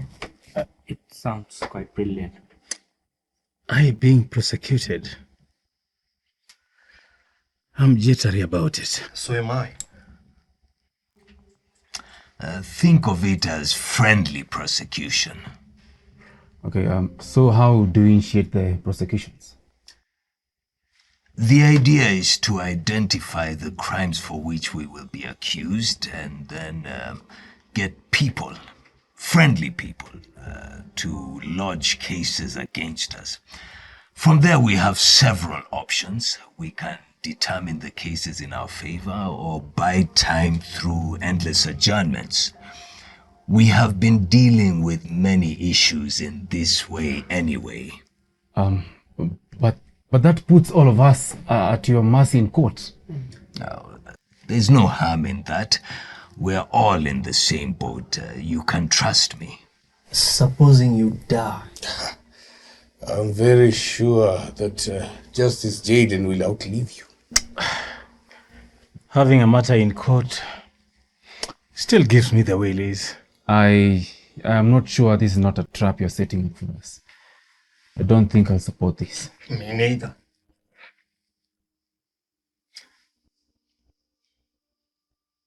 I have another idea. We can temporarily halt the use of the Samaritan app. How? Again, we can get someone to lodge a case and argue that the app is infringing on the right to privacy. You appreciate, essentially, that the Samaritan is really intrusive. It's divulging information about people's private lives in the public domain. It's encouraging undue prodding into the person in contravention of the law. That makes perfect sense. Yes, it does. Although it will be challenged based on the right to information. It is a tenable argument, though. And besides, by the time an appeal is filed and determined, we will have figured out something else. The idea of privacy sounds good. But why can't we talk to that ethics and innovations teacher? Oh, forget it. I tried. I tried to appeal to her mercy, but she couldn't budge. I even tried intimidation. She still couldn't yield. You see, gentlemen, money is not the way out for us. It is power. All of us want power. I think the teacher wants power too. Why can't we give her some powerful position in the municipal council? She's a tough woman, but very beautiful. You should look at her legs. I hope it grows some brains. Did you know that you can now watch all setbook video films anywhere and at your convenience? Download Soma Sasa app from the Play Store of your mobile phone and choose the setbook video that you desire to watch. Click play and start to enjoy watching our KICD approved setbook video films and other e-learning videos. It's that simple. Download Soma Sasa app from the Play Store, choose a video and enjoy watching. Soma Sasa app. Masomo Mkononi. Soma Sasa app, your mobile phone revision partner. Call us on 0722-751375 or visit our website www.climaxpublisher.org. Soma Sasa app, modernizing education. Assuming we talk to her and she's agreeable, how would she be of help? I mean, the public is outraged already. The media is relishing the scandals. Isn't the matter beyond her now? You know, I have been suspecting all along that she has been playing a power game. Isn't that a massive political conspiracy? Yes, I share your fears. The number of people supporting her speaks volumes. The day when she was in the court, the whole town was at standstill. I've never seen anything like that before. So, what do we do? Play power politics. How? I suggest we make a last attempt to win her to our side. We can offer her a higher office if that is what she's after. That's exactly what I'm talking about. So, how do we approach her? Oh, we'll just say, we have had lengthy consultation as municipality leaders. And in appreciation of the influence she's currently wielding, we have decided that she should be part of the municipal leadership. After all, she's best suited to give direction as regards the Samaritan and the influence it has triggered. From there, we can let her tell us the leadership position she would like to have. Perhaps we can try. Besides, our presence, all of us together as the leaders of the municipality, it may have a helpful impression on her. I long to see her. We should be leaving. And I have a bad headache. I need a beer. What did you smoke? Do we go for her or we summon her here? No. We must not appear to be interfering with the school affairs. I suggest that we go there. And we need to leave right now so that we could be there by lunch break. Notify the principal that we are on our way. Yes, sir. Perhaps you could speak on our behalf? I have no objection, but don't we need some box of chocolate for her? It might be a useful incentive. She will not accept it. It will spoil everything. Shall we go?